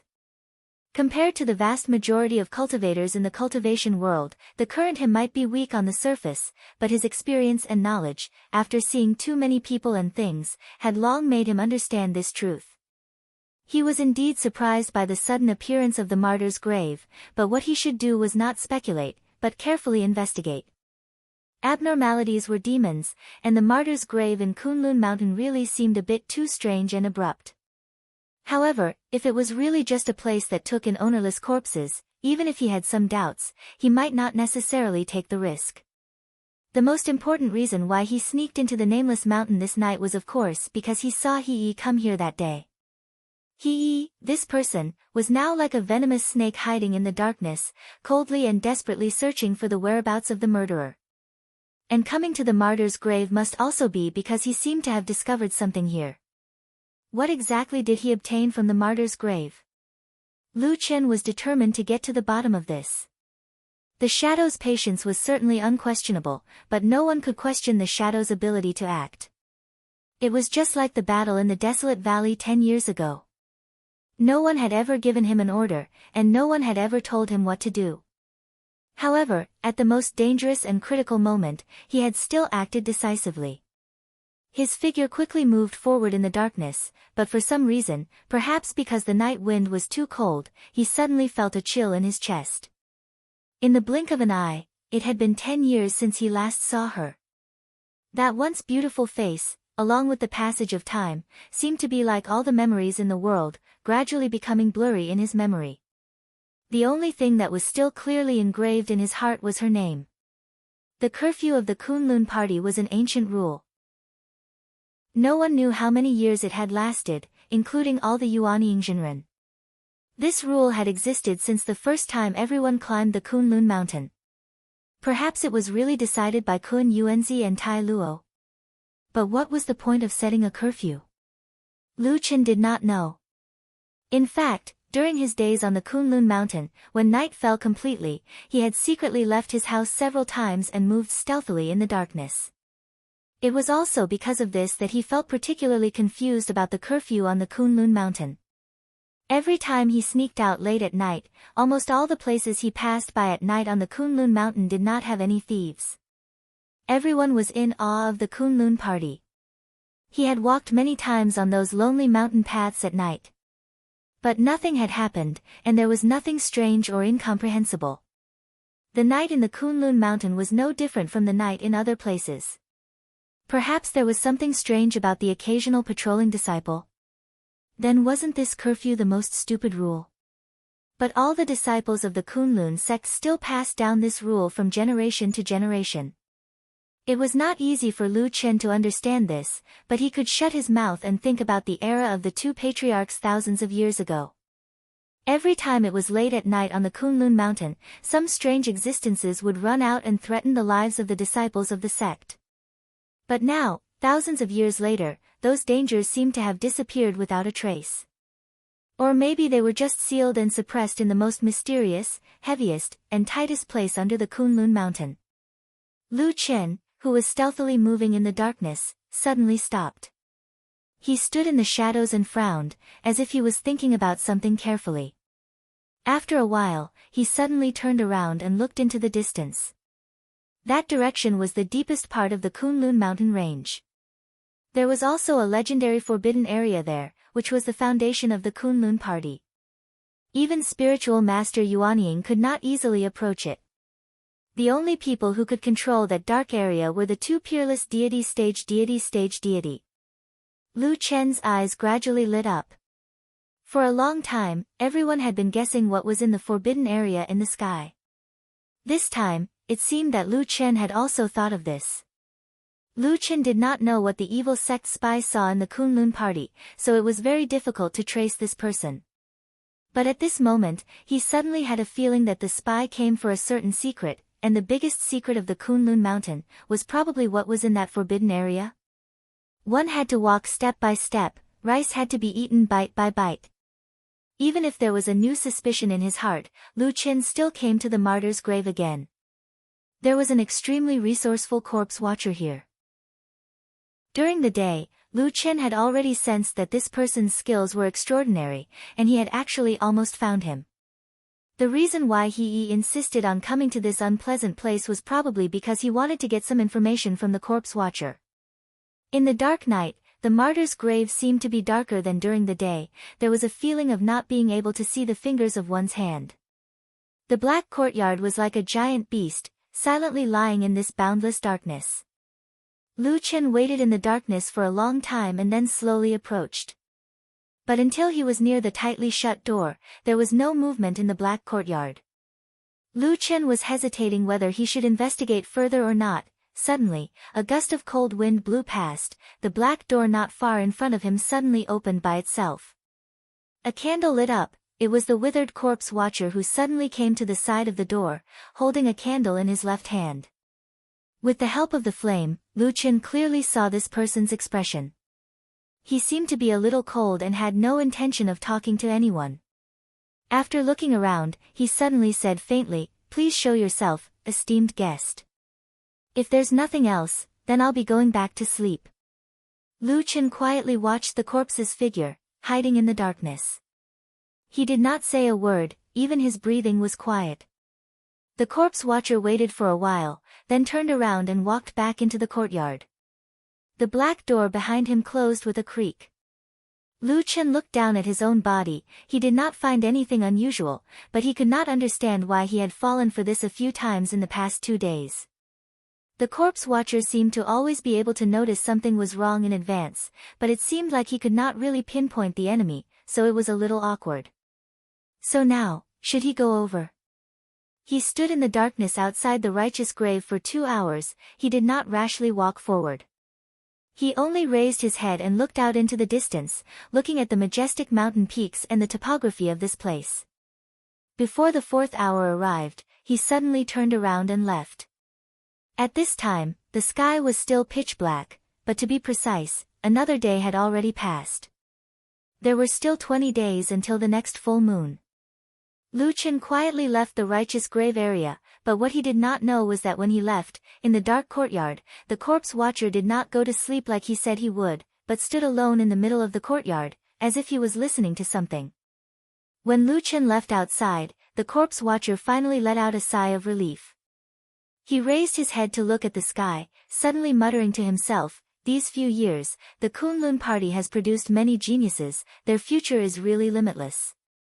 Lu Chen took advantage of the night to leave, ready to rush back to Flying Goose platform before daybreak.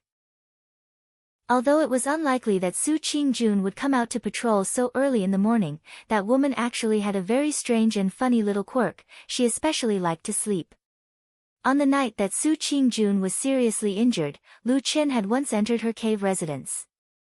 Although later on, no matter who it was, he was very tight-lipped, saying that he had never entered her cave residence, but on that night, Lu Chen did see something that he should not have seen. Su Qingjun seemed to have a rather split personality. She was dignified and beautiful in front of others, but actually a little lazy in private.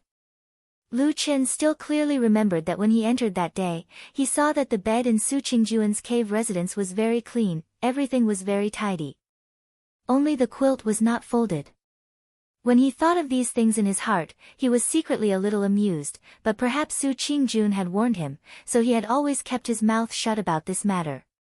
But sometimes when he thought of it, he would still laugh, thinking that if Su Qingjun got married in the future, would she still be able to avoid her husband at that time? In the dark night, the wind was strong, and the mountain path was long, but his footsteps were light and quick. Suddenly, from an unknown place in the depths of the darkness, a strange sound came abruptly, like the mouth of a ferocious beast, but also like the sound of a hungry wolf drooling. Lu Chen's footsteps suddenly stopped. In the darkness ahead, in this quiet night of Kunlun Mountain that seemed to have been peaceful and quiet for thousands of years, there were 3 green lights in the shape of a triangle, as if there were 3 eyes on a head. Incomparably strange appeared in front of him. Chapter 185. In the darkness, the shape of the monster's body could not be seen clearly. Only those 3 strange green eyes stared intently at Lu Chen. At that moment, Lu Chen almost subconsciously thought of Atsu. In the past, in the middle of the night, Atsu's eyes also had a similar fire-like glow. But the two were different. Lu Chen quickly made this judgment. Although Atsu's eyes were green, the luster in them was clean and bright. Although it looked a little gloomy in the dark, one could still feel the change of emotion in them. There was that kind of vitality. The emerald green eyes that suddenly appeared in front of him were much stronger than Atsu's eyes. They were like 3 burning green flames that were filled with a brutal and cruel aura, as if there was only the intention to kill left. For some reason, after seeing this clearly, Lu Chen secretly heaved a sigh of relief. Then, his face quickly sank. He frowned and looked at the strange monster that suddenly appeared in the dark. Of course, this thing was not a kind creature. Just the brutal aura that came from the dark was enough to make him categorize it as one of the most ferocious creatures he had ever seen in his life. Almost all the creatures that he had seen in the past were in the most dangerous places in this vast land of China, which was the depths of the land of chaos.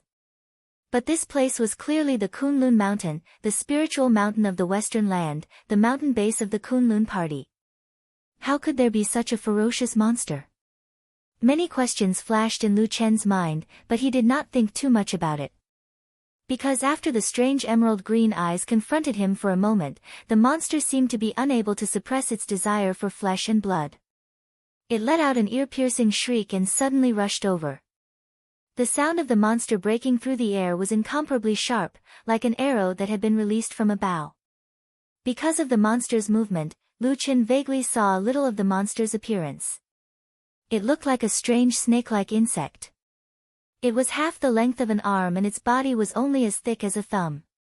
However, it had a strange head the size of a fist. The most eye-catching and most terrifying 3 green eyes were on the top of the monster's head. The whistling sound seemed to carry darkness with it as it rushed over. Lu Chen's face was as calm as still water. He took a step back and flipped his right palm. A black short sword appeared in his hand and he slashed it down. However, the strange insect's speed was so fast that it actually made a turn in mid-air and avoided the sharp blade. It even took advantage of the situation and flipped up from the blade. In an instant, it curled around Lu Chen's wrist. Then, it lowered its head and directly bit Lu Chen's wrist. These few movements were incomparably fast. The strange insect's speed was frighteningly fast, and Lu Chen couldn't react for a moment. He only felt a sudden sharp pain in his wrist, and at that moment, he seemed to hear another kind of frightening sound. It was the sound of skin tearing and flesh scraping against bones. It was the sound of the terrifying strange insect devouring flesh and blood in a frenzy. Moreover, almost in an instant, the strange insect actually wriggled madly. Then, it directly drilled into the wound it had bitten, directly entering into Lu Chen's arm. A terrifying pain surged up from his arm like a tide. Lu Chen's palm trembled violently. At that moment, he instantly lost control of his right hand. His fingers loosened powerlessly and the black short sword fell to the ground. And in the dim light in the darkness, he could even see a twisted and terrifying scar bulging on his skin. It was desperately twisting, constantly rushing up his arm. It seemed that in a short moment, the strange insect would rush through his shoulder blade and straight into his chest to gnaw at his heart, lungs, and 5 internal organs. In this dark night, it was suddenly filled with infinite terrifying killing intent. It was as if the whole world had turned into a sheet of ice. Lu Chen suddenly snorted coldly. A dark flame suddenly lit up from the depths of his eyes. At the same time, in the most secret depths of his body, the quiet and lonely 5 elements divine plate suddenly trembled violently and then suddenly flipped over. The black divine plate appeared again. That dot of black flame burned in his chi. In an instant, the black flame flourished. The strange insect in his arm suddenly stopped. It seemed that in that instant, it also felt something. Even in front of his flesh and blood, this strange insect unexpectedly showed a trace of inexplicable fear. It actually had some intention of retreating. However, the darkness had arrived. Like a roar on a boundless dark sea, the endless darkness instantly boiled up and crazily surged towards Lu Chen's body from all directions. The cold wind blew and the darkness whistled. It was like a crazy dance, surrounding the cluster of dark flame in the deepest depths of the shadow. An ice-cold aura dispersed in all directions. There was no longer the slightest mercy or anger. A terrifying and murderous aura suddenly rose from Lu Chen's body. It rolled back and directly rushed from his body towards the strange insect's right arm. The dark flame flickered in this tidal wave. It was like a ferocious smile opening the mouth of an evil spirit to devour all living beings. This murderous aura was even more tyrannical, more terrifying, and more merciless than the aura that the strange insect had just revealed. That strange insect's tyrannical aura seemed to crazily devour flesh and blood. But the murderous aura in Lu Chen's body seemed to be born purely for killing. It wanted to destroy everything and wipe out all the vitality of all living beings. In the darkness, Lu Chen opened his eyes and stood upright. His body suddenly shook. Then, countless black flames suddenly gushed out from his body, burning wildly. But the strange thing was that his clothes were not damaged at all. He looked like a burning man made of black fire. The strange insect suddenly trembled violently, and then it retreated madly. However, it was already too late. The tide of darkness was like a monstrous wave that surged into the heavens, and it charged directly into Lu Chen's right arm. After that, it drowned the strange insect that was hidden within his flesh. Everything, in an instant, was silent. After the tide, the world was as quiet as before. Only Lu Chen's body was still standing in the darkness, gently gasping for breath. After a moment, he slowly raised his right hand and then gently shook it. With a pa-ta, a small piece of burnt black shrunk to the size of a little finger, as hard as a rock, fell out from his wound. Then, it heavily hit the ground and rolled twice. The night wind was cold, blowing past his body.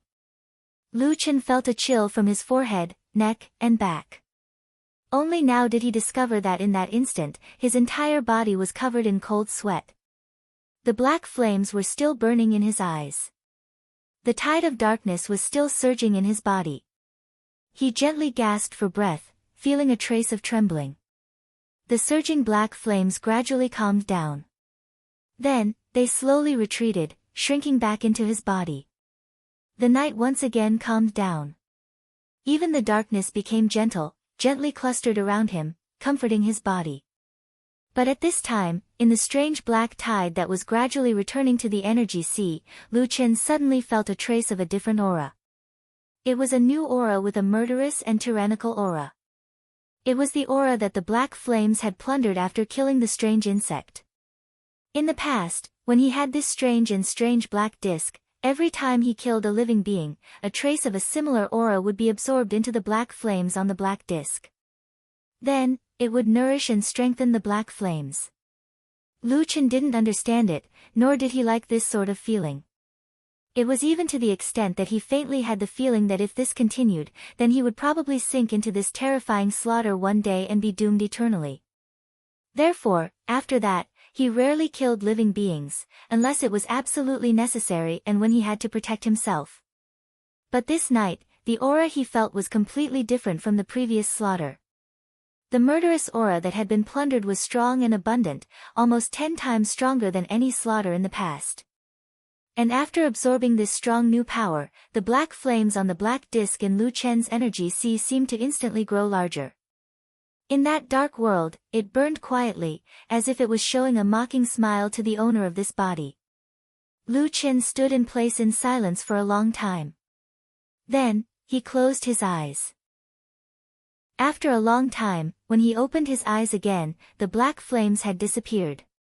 The surrounding night wind had cooled down and was no longer harsh. It blew through the forest as if nothing had happened in the night. Lu Chen took a step forward and squatted down.